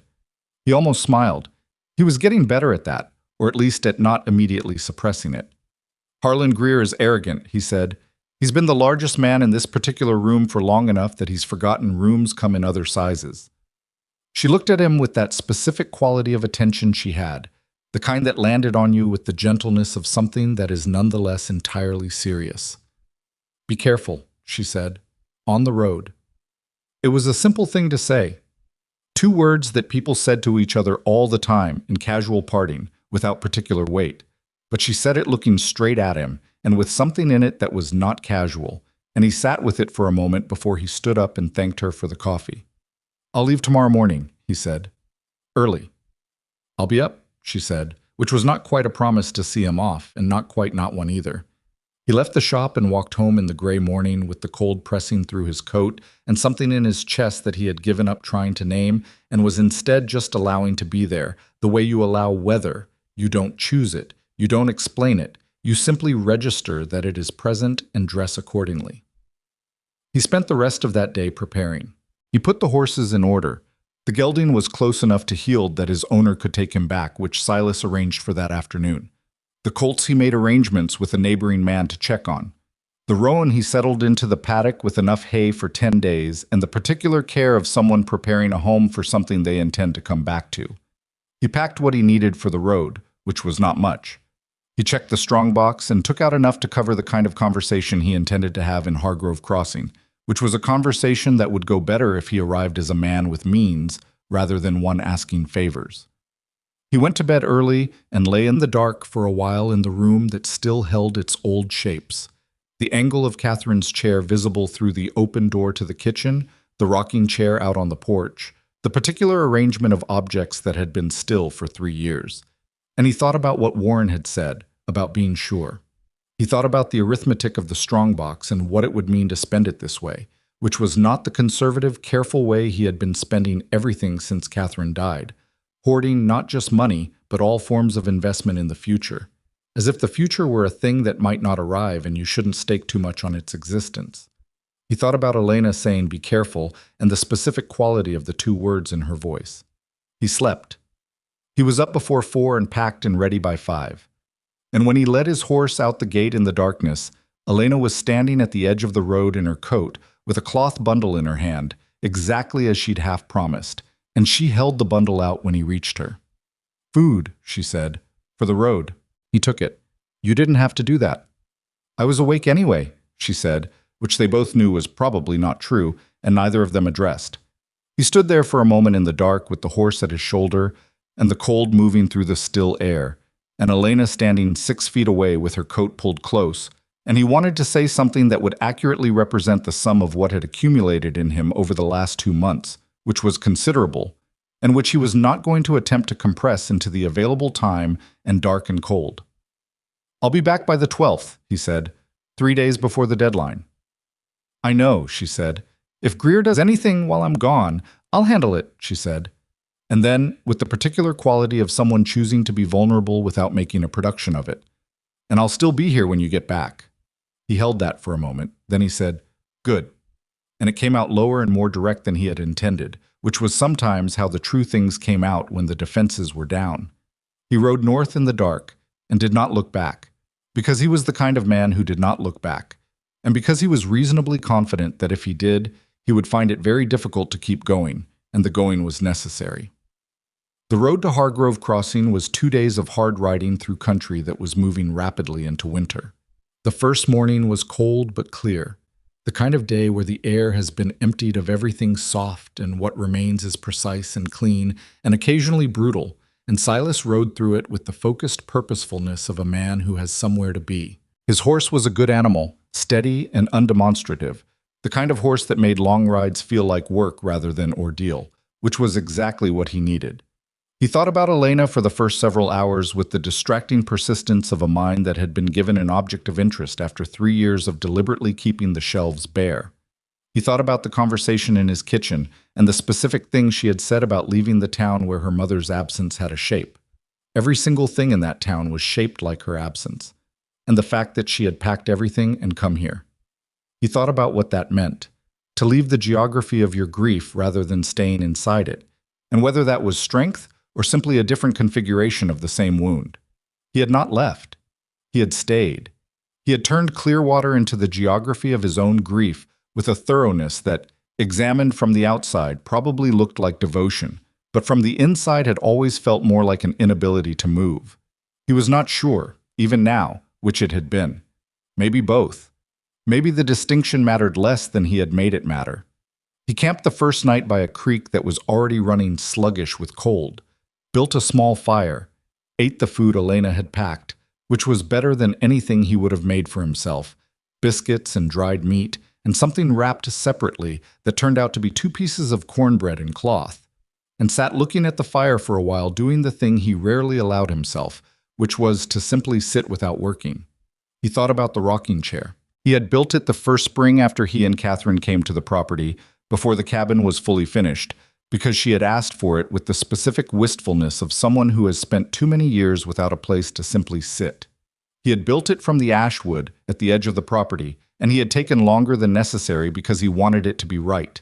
And when he'd put it on the porch, she had sat down in it and looked out at the mountains and said, "Yes, this is it. This is the thing," with a completeness of satisfaction that had made him feel, for the first time since he could remember, like he had done exactly the right thing. She had sat in it every evening that the weather allowed, all through that first year and into the second. When she got pregnant, she sat in it more. It was easier on her back than the kitchen chairs. On the last evening before everything changed, she had sat in it while he worked on a piece of harness at the other end of the porch, and the light had been the kind of late autumn light that has gold in it. And she had been very quiet, and he had looked over once, and she had been looking at the mountains with the expression of someone very content with where they were. He had not sat in it since. He had not been able to, could not have explained why with any precision except that sitting in it felt like occupying a space that was hers, a claim he had no right to, a displacement of something that should remain where it was. But sitting at the fire with the creek running cold behind him and 4 years of accumulated silence in his chest, he found himself thinking that Catherine had used the rocking chair to look at what was in front of her. She had never used it to look backward. She was not, had never been, a person who found the past more comfortable than the future. He thought she would have been annoyed with him about the chair, too. He thought she would have said something direct about it, and he thought it would have been right. The second day's ride was harder. The terrain rose and the cold intensified, and the sky went the particular white of a sky thinking about snow. And he arrived at Hargrove Crossing in the late afternoon with a tired horse and road dust in every fold of his coat. The town was larger than Clearwater, in the early stages of the kind of growth that happens when a place gets a reputation for being between other places, and there was a boarding house that was adequate and a livery that was better than adequate. And he got the horse settled and himself settled and ate a hot meal that he didn't taste and slept without dreaming. He found Robert Haas the next morning. Haas was one of the two men he'd heard had been involved in the hotel project, and he was the one Silas had sold the horse to 18 months before, a bay gelding with excellent conformation that Haas had wanted for his daughter. And the transaction had been smooth, and Haas had been satisfied, which meant there was the small but real currency of a positive prior interaction to build on. He was a compact, deliberate man in his late 50s who ran a dry goods operation and had the reputation of someone who made decisions slowly and didn't unmake them. He received Silas in the back office of his store with the polite wariness of a man who has learned that unexpected visitors generally want something. "Boone," he said, "long way from Clearwater." "It is," Silas agreed. "I have a matter I'd like to discuss with you if you have time. It involves the hotel." Haas looked at him for a moment. "What about it?" "I've heard you're close to finalizing service contracts, laundry specifically." The wariness in Haas's expression clarified into something more specific, the look of a man who is recalculating how much the person in front of him actually knows. "Where'd you hear that?" "Clearwater," Silas said. "It travels." Haas was quiet. "I have had conversations," he said carefully, "with a party in Clearwater." "Harlan Greer," Silas said. Haas didn't confirm it and didn't deny it. He had the poker face of a man who had been negotiating for decades. "I want to tell you something about Harlan Greer," Silas said, "and I want to be clear that I'm telling you because it's true and because it's relevant to your business, not because I have a personal interest in damaging his." He paused. "Though I'll be honest with you, I do have a personal interest. I'd rather you know that up front than find out later and wonder." Haas looked at him with an expression that had shifted somewhere toward respect, or at least toward the preliminary stage of it. "Go ahead," he said. Silas told him about the laundry operation, not from the saloon information, but from what was common knowledge about Greer's methods, which was that Greer consistently underpriced contracts at the start and then restructured terms after the dependency was established. He knew this because he had watched it happen twice in Clearwater with two different people over 15 years. He knew it because Warren Tools, whose note Greer held, had initially entered a business arrangement with Greer that looked straightforward and had gradually become something else. He laid this out with the flatness of someone reporting observable facts, without editorializing, without anger. Then he said, "There's a woman in Clearwater who runs a tailoring shop. She has skills and equipment that could be converted to commercial laundry work with reasonable investment, and she has the character of someone who honors her commitments and doesn't restructure terms after the fact. I'm not proposing you contract with her. I'm suggesting you might want to have a conversation before you finalize anything with Greer." Haas was quiet for a long time after this. He looked at the wall and then at his hands, and then at Silas with the measuring expression of a man who is not deciding whether to trust the information, but whether to act on it. "You rode 2 days to tell me this," he said. "Yes." "For a woman who runs a tailoring shop?" Silas looked at him steadily. "Among other reasons," he said. Haas looked at him for another moment and then made a sound that was approximately a laugh, short, and without much humor in it, but genuine. "What's her name?" "Ashcroft, Elena Ashcroft. She's in Clearwater on Main Street." Haas wrote it down on the edge of the paper nearest him. He looked at what he'd written. "I'll consider it," he said. "That's all I'll promise you." "That's all I'm asking," Silas said. He left Haas's office and stood in the street of Hargrove Crossing in the thin winter light and felt the particular sensation of a man who has done the thing he came to do and must now wait to find out if it was enough, which is a distinctly uncomfortable sensation and one for which there is no practical remedy except time. He started back to Clearwater that afternoon. The ride back was faster because he pushed it harder, and colder because the sky that had been thinking about snow on the way there had made up its mind somewhere in the night and put down a thin layer that made the trail both more and less navigable. His horse objected to the pace with the stoic tolerance of an animal that trusts its rider enough to comply while making clear it has opinions. Silas rode through the gray days with the food supply running lower and the cold coming up through the saddle and his mind running in two directions simultaneously, forward toward Clearwater and Elena and the 15th, and backward through the conversation with Haas, testing it for gaps, for places where he had overstated or understated. He had not lied. He had been careful not to lie. Not for strategic reasons, though lying to a man like Haas would have been strategically poor, but because he was at his core someone who considered honesty a structural requirement, the thing that held everything else in shape. He had told Haas the truth about Greer's methods and let Haas decide what to do with it. Whether that was enough, he genuinely did not know. He made it back to Clearwater late on the evening of the 11th.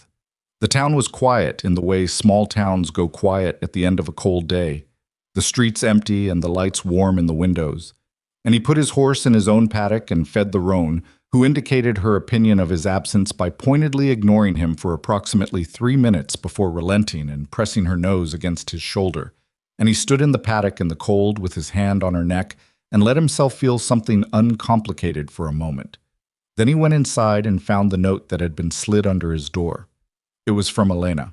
The handwriting was clear and controlled and said 3 things.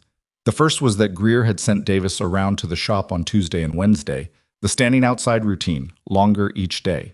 The second was that she had received a message from a man named Haas in Hargrove Crossing asking if she would be available for a conversation by written correspondence about a possible commercial arrangement.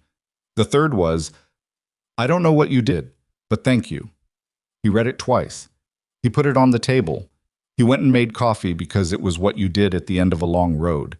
And he sat at the table in the kitchen and drank it and looked at Catherine's chair, which sat at its angle at the far end of the table, and he said, "I'm working on it," which was the kind of thing you said out loud when you were alone, and the person you were talking to was not exactly present and not exactly absent.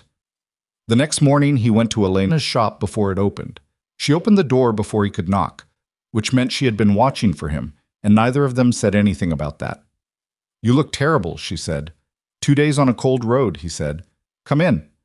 She had the stove going and coffee already made, and she poured him a cup without asking, which he noted was becoming a pattern between them. He sat at the work table, and she sat across from him, and he told her about Haas, what he'd said and how it had landed, and what he honestly thought the chances were. "He said he'd consider it," Silas said. "With Haas, I think that means he actually will. He's not the kind of man who says things to be polite."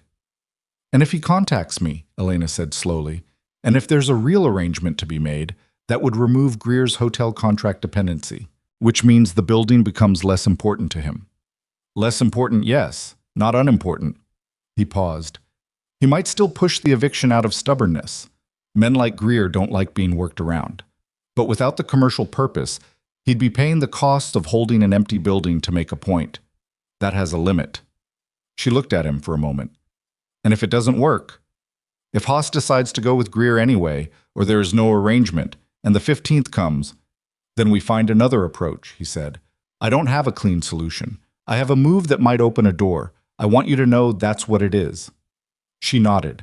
She had the quality he had come to rely on without realizing he was relying on it.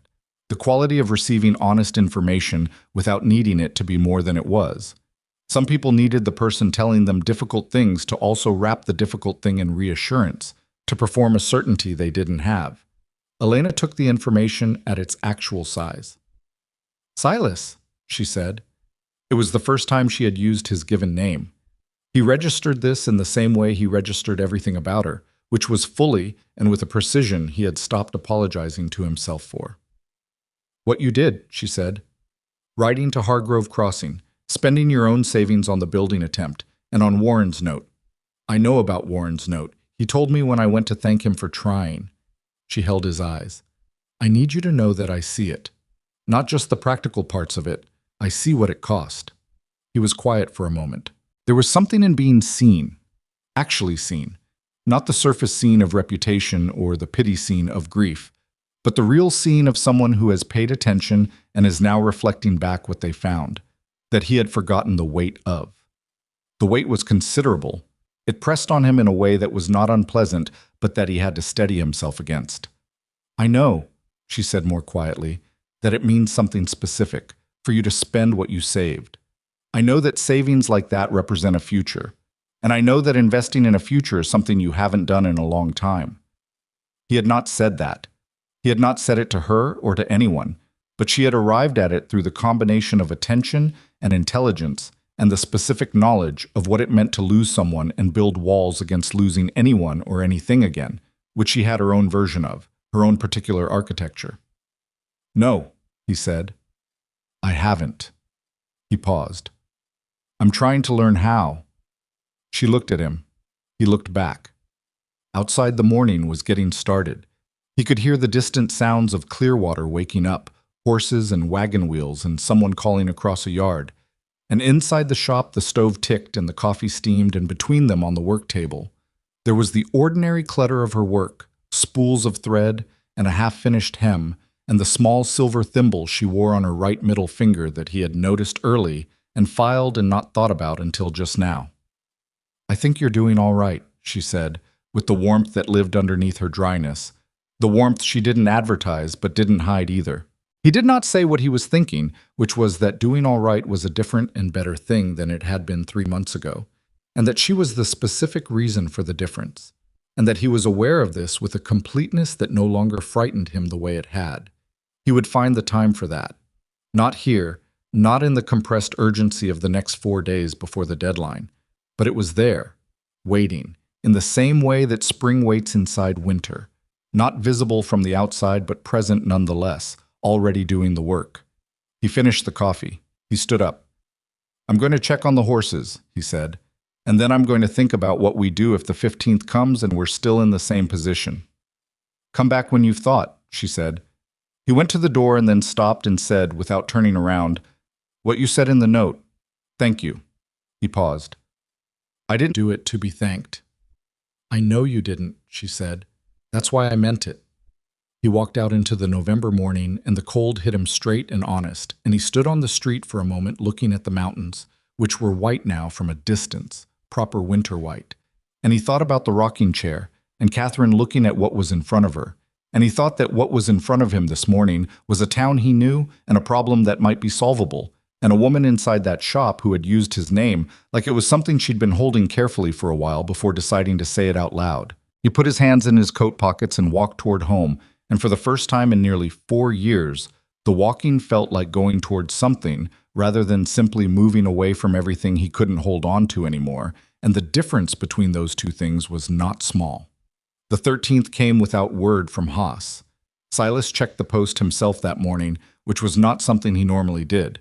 He received almost no correspondence and had no reason to stand at the post window asking whether anything had come. But he stood there anyway, and the postmaster, a thin man named Gill, who had the professional discretion of someone who handled other people's business all day and had learned to give nothing away, told him that nothing had arrived addressed to Ashcroft Tailoring and nothing addressed to Silas Boone either. He walked home slowly. 2 days left. He had been running possibilities in his head for the last 48 hours, with the methodical obsessiveness of a man who knows he has done what he can do and is having difficulty accepting that what he can do may not be enough.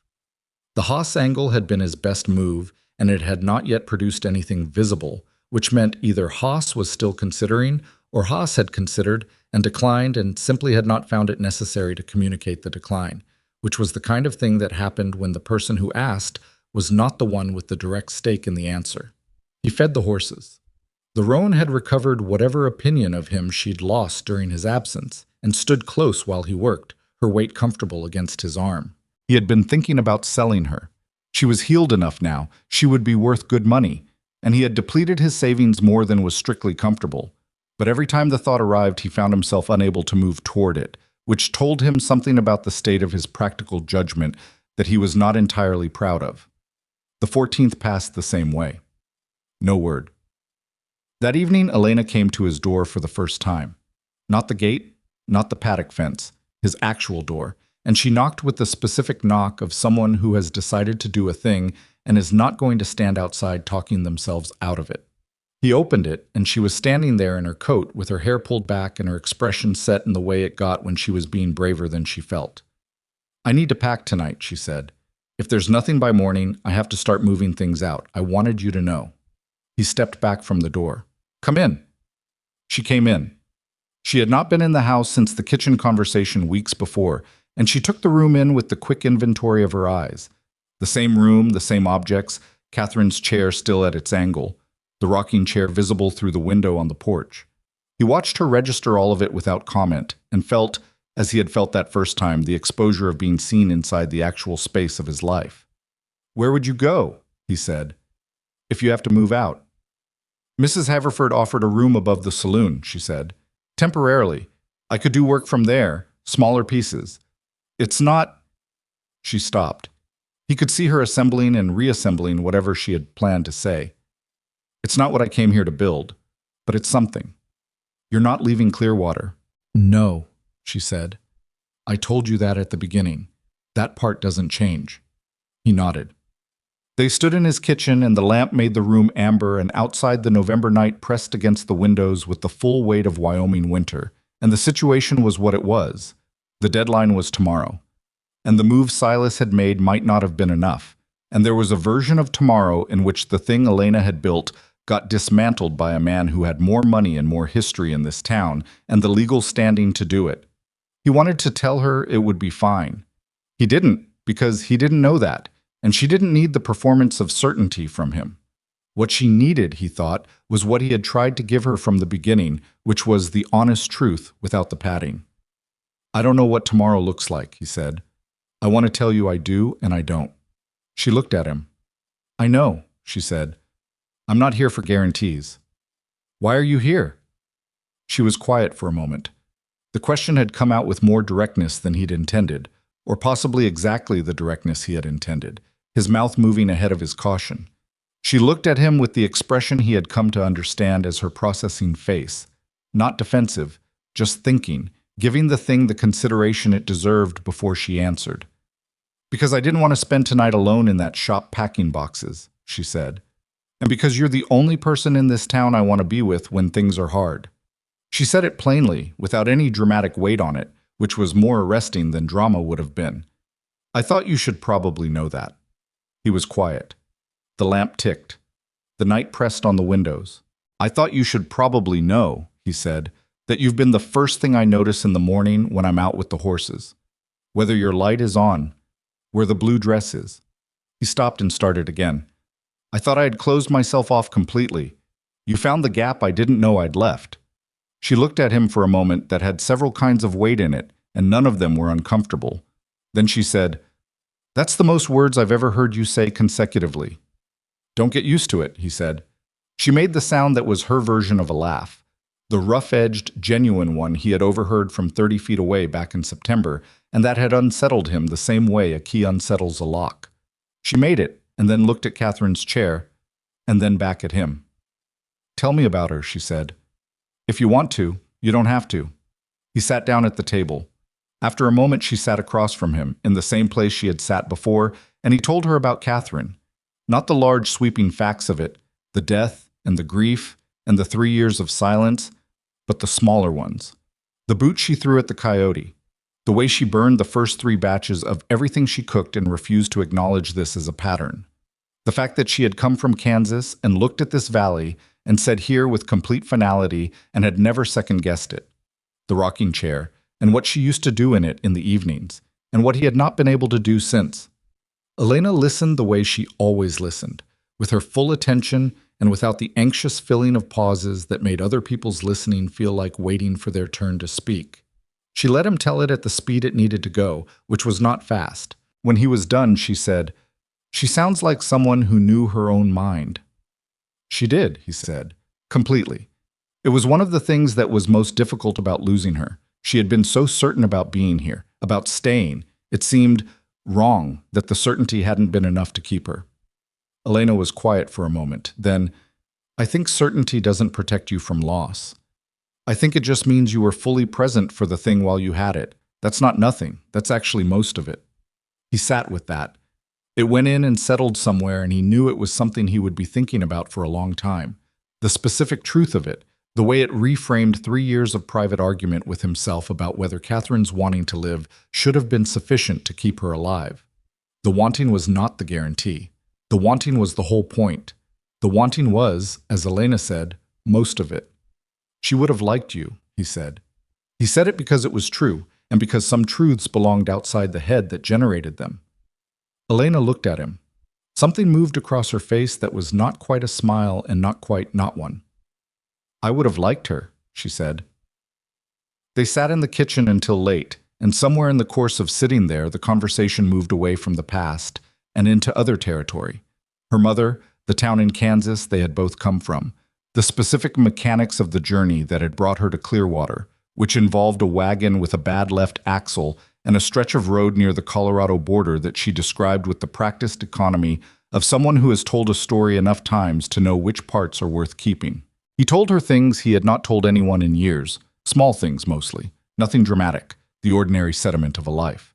She told him things that had the quality of things said aloud for the first time, tested in the air to see if they survived. He walked her back to the shop near midnight. They walked close, but not touching through the cold street, and at the door she turned and looked at him. "Whatever happens tomorrow," she said. "Whatever happens tomorrow," he agreed, which was not a complete sentence, but was a complete thing. He went home and lay in the dark, and for the first time since he could remember did not lie there fighting anything.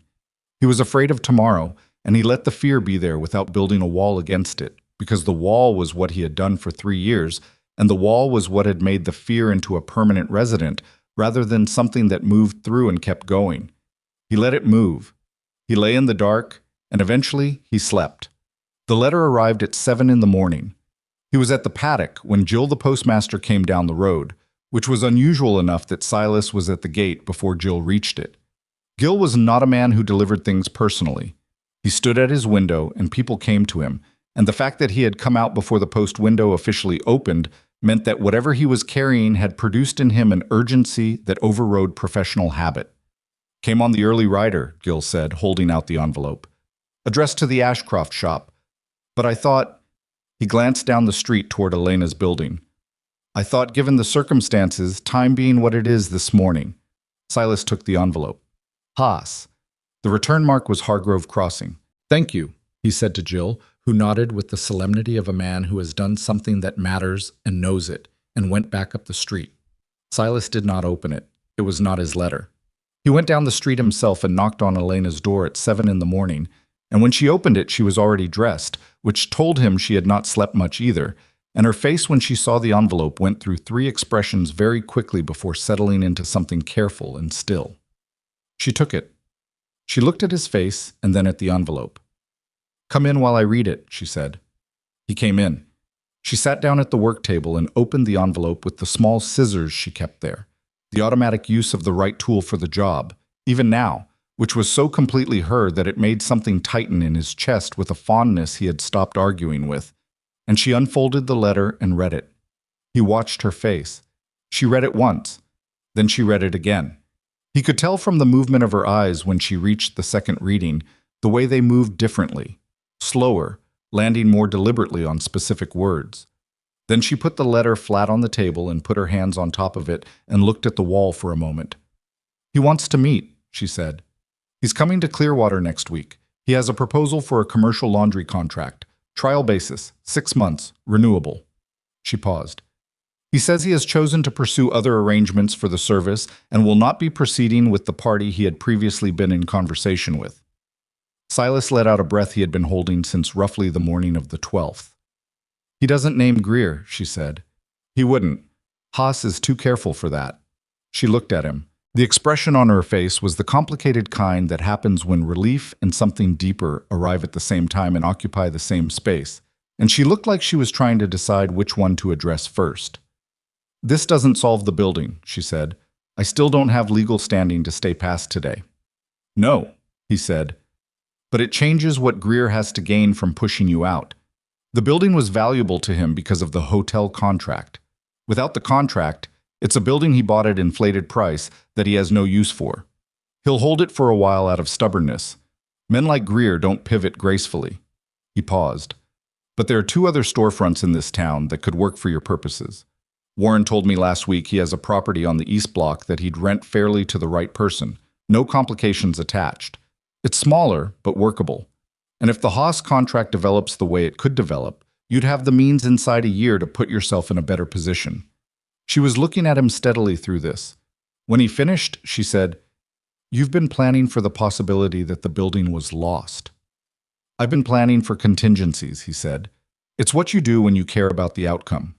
She held his eyes for a moment, and the morning light came through the shop window across the work table and across her hand still flat on Haas's letter, and she said, "You know that Greer will be angry."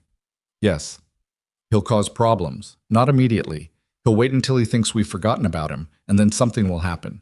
That's how men like him work when they've lost a round." "I know that too," Silas said. "I'm not going anywhere." She looked at him at the last three words, the specific way she looked at things she was taking seriously. "Clearwater," she said. "You mean you're staying in Clearwater?" "Among other things," he said.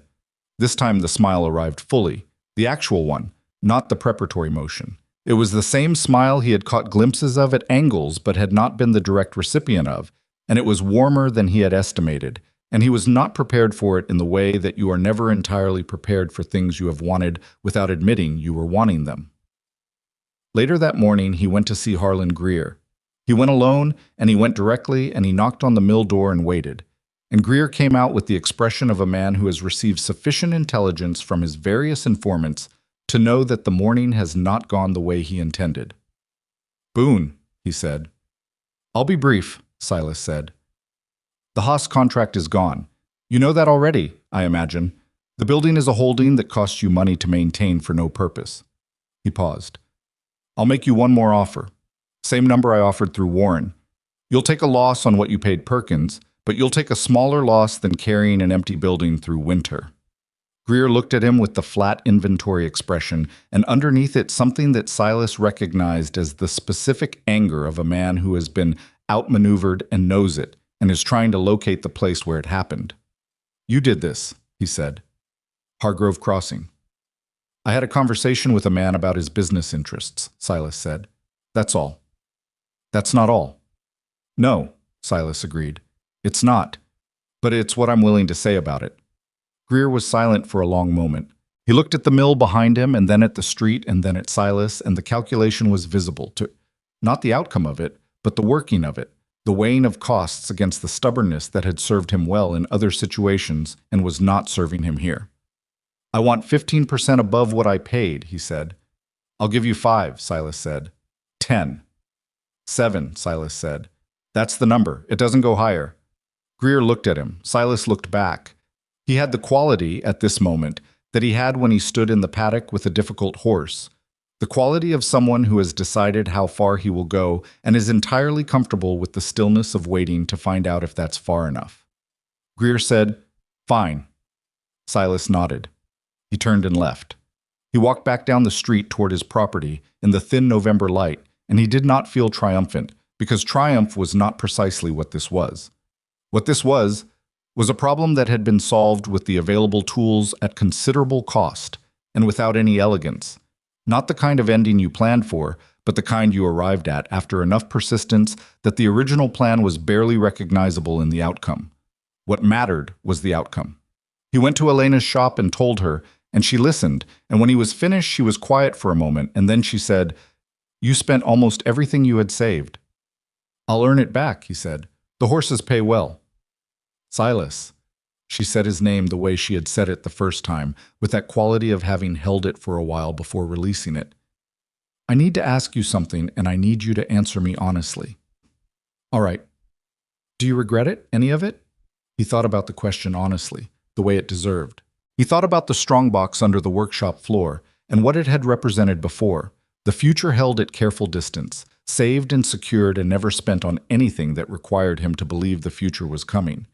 He thought about Catherine and what she had said once about money, which was that it was only useful if you were willing to use it for something, and that hoarding it against the future was just another way of being afraid of the future. "No," he said. "I don't regret any of it." She nodded once, the decisive nod of someone filing an answer they needed. Then, "I want to pay you back. Not immediately, but I want an actual arrangement, written down, with terms." "Elena, I mean it," she said. "I'm not a charity case, and I'm not going to feel like one. You can be generous, and I can have dignity. Those two things can exist at the same time." He looked at her for a moment. He thought about the $2 he had slid under her door, and she had slid back. He thought about how far they had come from that, in distance that had nothing to do with geography. "All right," he said. "Terms. Written down." "Good," she said. There was a pause, and then he said, Warren has the East Block property. I thought we could go look at it this afternoon if you want. It's smaller, but it has better light on the south wall, which matters for close work. She looked at him. You went and looked at it already. I may have walked past it. You went inside, Silas. He had in fact gone inside 3 days ago, when Warren had suggested it. The south light is genuinely good, he said. She put her hand over her mouth, which was something she did when the smile was coming faster than she'd decided to release it. Then she put her hand down and said, "Take me to see it." They walked to the East Block in the early afternoon through a Clearwater that was going about its ordinary business. Wagon traffic on the main street, smoke coming from the smithy. A group of children running some private errand with the urgency that children apply to all errands. People saw them walking together and people looked, because people always looked. And Silas was aware of the looking with a detachment that would have surprised him 3 months ago. He found that he did not particularly care what the looking meant to the people doing it. The space on the East Block was smaller than the Main Street shop by about a third. Warren had left it unlocked for them, and they went in and moved through it in the quiet way of people taking the measure of a space. Elena went to the south wall first, which told him she had listened when he mentioned the light. She stood there and looked at where the work table would go, and then at where the fitting area would be, and then at the back, which was actually larger proportionally than the back room at the Main Street shop. The window needs a new latch, she said. I can fix that. The floor has a soft spot near the door. I can fix that too. She turned around and looked at him. You're going to end up doing a significant amount of carpentry in my shop over the course of our... She paused at the word, not in the way of someone retreating from it, but in the way of someone selecting the right one. Acquaintance, she said, with a dryness that told him she knew exactly how insufficient the word was. I don't mind carpentry, he said. She looked at the south wall again. I'll talk to Warren this week, she said. I'll take it. They walked back in the late afternoon as the light was going amber, the same light that had been in the aspens back in October, the gold that was more light than color, and Silas walked beside Elena through it and thought about the rocking chair. He had been thinking about it in fragments for days, the way you think about something you have decided to do before you have fully accepted that you have decided. When they reached the point where their paths separated, her direction toward Mrs. Haverford's temporary room, his toward the property, he stopped. Will you come by tomorrow morning? He said. For what? There's something I want to show you, he said. Early, before you go to Warren. She looked at him with the reading expression and then nodded. All right. She came at first light. He was already on the porch. He had been on the porch for 20 minutes, which he would not admit, sitting in the rocking chair for the first time since the autumn Catherine died. He had gone out there the previous evening after Elena left, after the amber light faded and the stars came out hard and cold, and he had stood looking at the chair for a long time. Then he had sat down in it. He had expected it to hurt more. He had expected some collapse of the thing he had been holding back, some unbearable arrival of everything he had been keeping the chair empty to prevent. Instead, what happened was quieter than that. A grief that was real and still present, but that had, over the course of 4 years of living, become something he could sit inside without being demolished by it. He sat in it, and he thought about Catherine looking at the mountains from this same angle, and the thinking was sad. And it was also something else, something that had the texture of gratitude in it.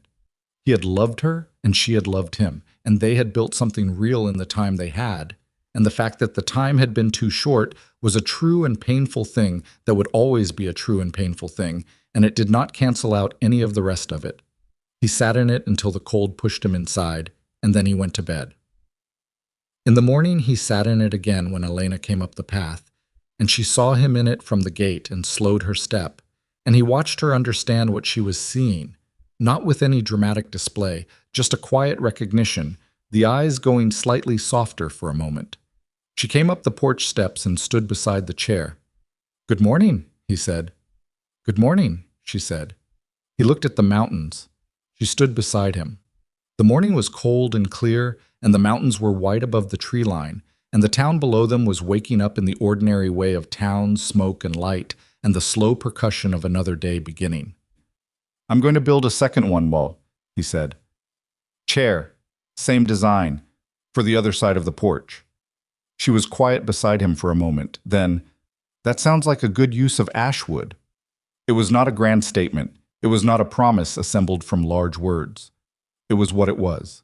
An ordinary thing said on a cold November morning by a man who had spent 4 years believing the future was a place he was not permitted to go, and who had been proven wrong by a woman who left bread on fence posts and said, "You looked like you could use some company," and meant it with her whole self. He did build it.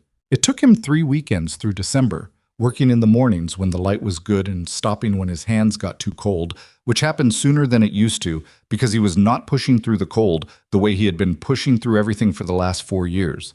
Not to punish himself, not to prove something, but just because the cold was there, and there was no particular reason to ignore it anymore. Elena came by on the Sunday he finished it, and she sat in it while he stood against the porch post drinking coffee, and she sat in it the same way Catherine used to, with the specific completeness of a person who has found the right place to be. And she looked at the mountains and then at him. "It's a good chair," she said. "You're harder to impress than the horse," he said. "The horse has lower standards," she said. The Haas contract came through in January, properly drawn up and signed, and the commercial laundry operation that Elena built in the East Block space over the following year was not elegant or easy. It was loud and hot in summer, and the equipment broke twice, and the third month she was so behind on orders that she didn't sleep more than 5 hours on any given night for 2 weeks.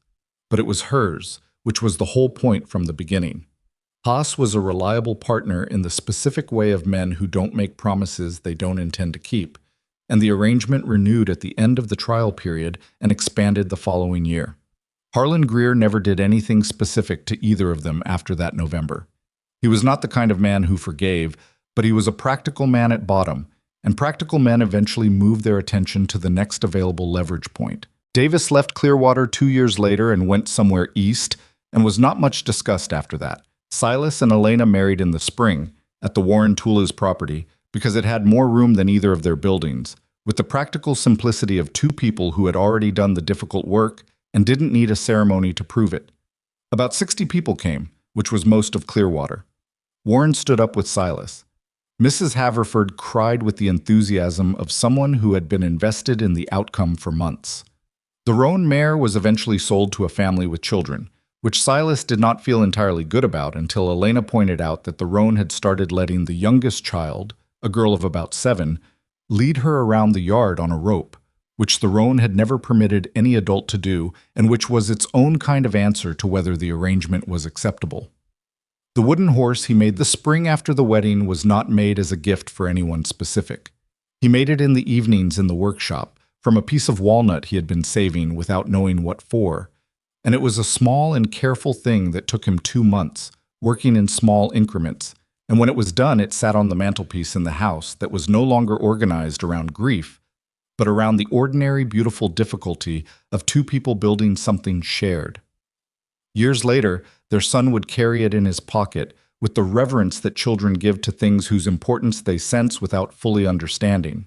He would know it was old, and he would know his father had made it, and he would know, in the way children know things that haven't been fully explained to them, that it meant something about a time before he existed when his father had been someone different and had slowly, with help, become the person he recognized. Silas watched his children grow up around horses and hard work and the specific warmth of a house where the adults were honest with each other. He watched Elena build the laundry operation into something significant enough that she hired 2 women from town to help, and he watched her manage those women with the same flat-eyed directness with which she had faced Harlan Greer, and he watched her in the evening sitting in the porch chair looking at the mountains with the expression of someone who has chosen a place and does not regret the choosing. He sat beside her in his own chair and thought sometimes about what it had cost to get here, not just the money, which had eventually been rebuilt, but the other costs, the harder ones, the years of silence, the walls, the long cold patience of grief that had kept him safe and kept him frozen, and had eventually, when the right knock came at the right gap, been persuaded to open. He thought about Catherine, the way you think about the people who are gone, not with the searing daily urgency of early grief, but with the quieter kind of remembering that lives alongside life rather than underneath it. He thought she would have been satisfied. Not because he had replaced her. You did not replace people. That was not how people worked. But because she had always wanted him to be here, fully, in the present tense, with his hands in the actual material of a life, rather than in the careful maintenance of an ending. The mountains were the same mountains. The frontier was still hard and still cold and still indifferent to anyone's plans or grief or hopes. And on the porch of a ranch that had once been organized around the shape of an absence, two people sat in the late afternoon light, and the silence between them was the kind that had earned its warmth. Not the silence of loneliness, not the silence of a man who has closed every window against the weather, but the silence of two people who have said the necessary things and are now simply here, together, in the place they chose. That was the whole of it. Not a perfect life, not an easy one, but a real one, built from the ordinary materials of courage and patience and the willingness to let someone else see the gap in the wall and not rush to fill it back in before they could get through. It was enough. It was more than enough.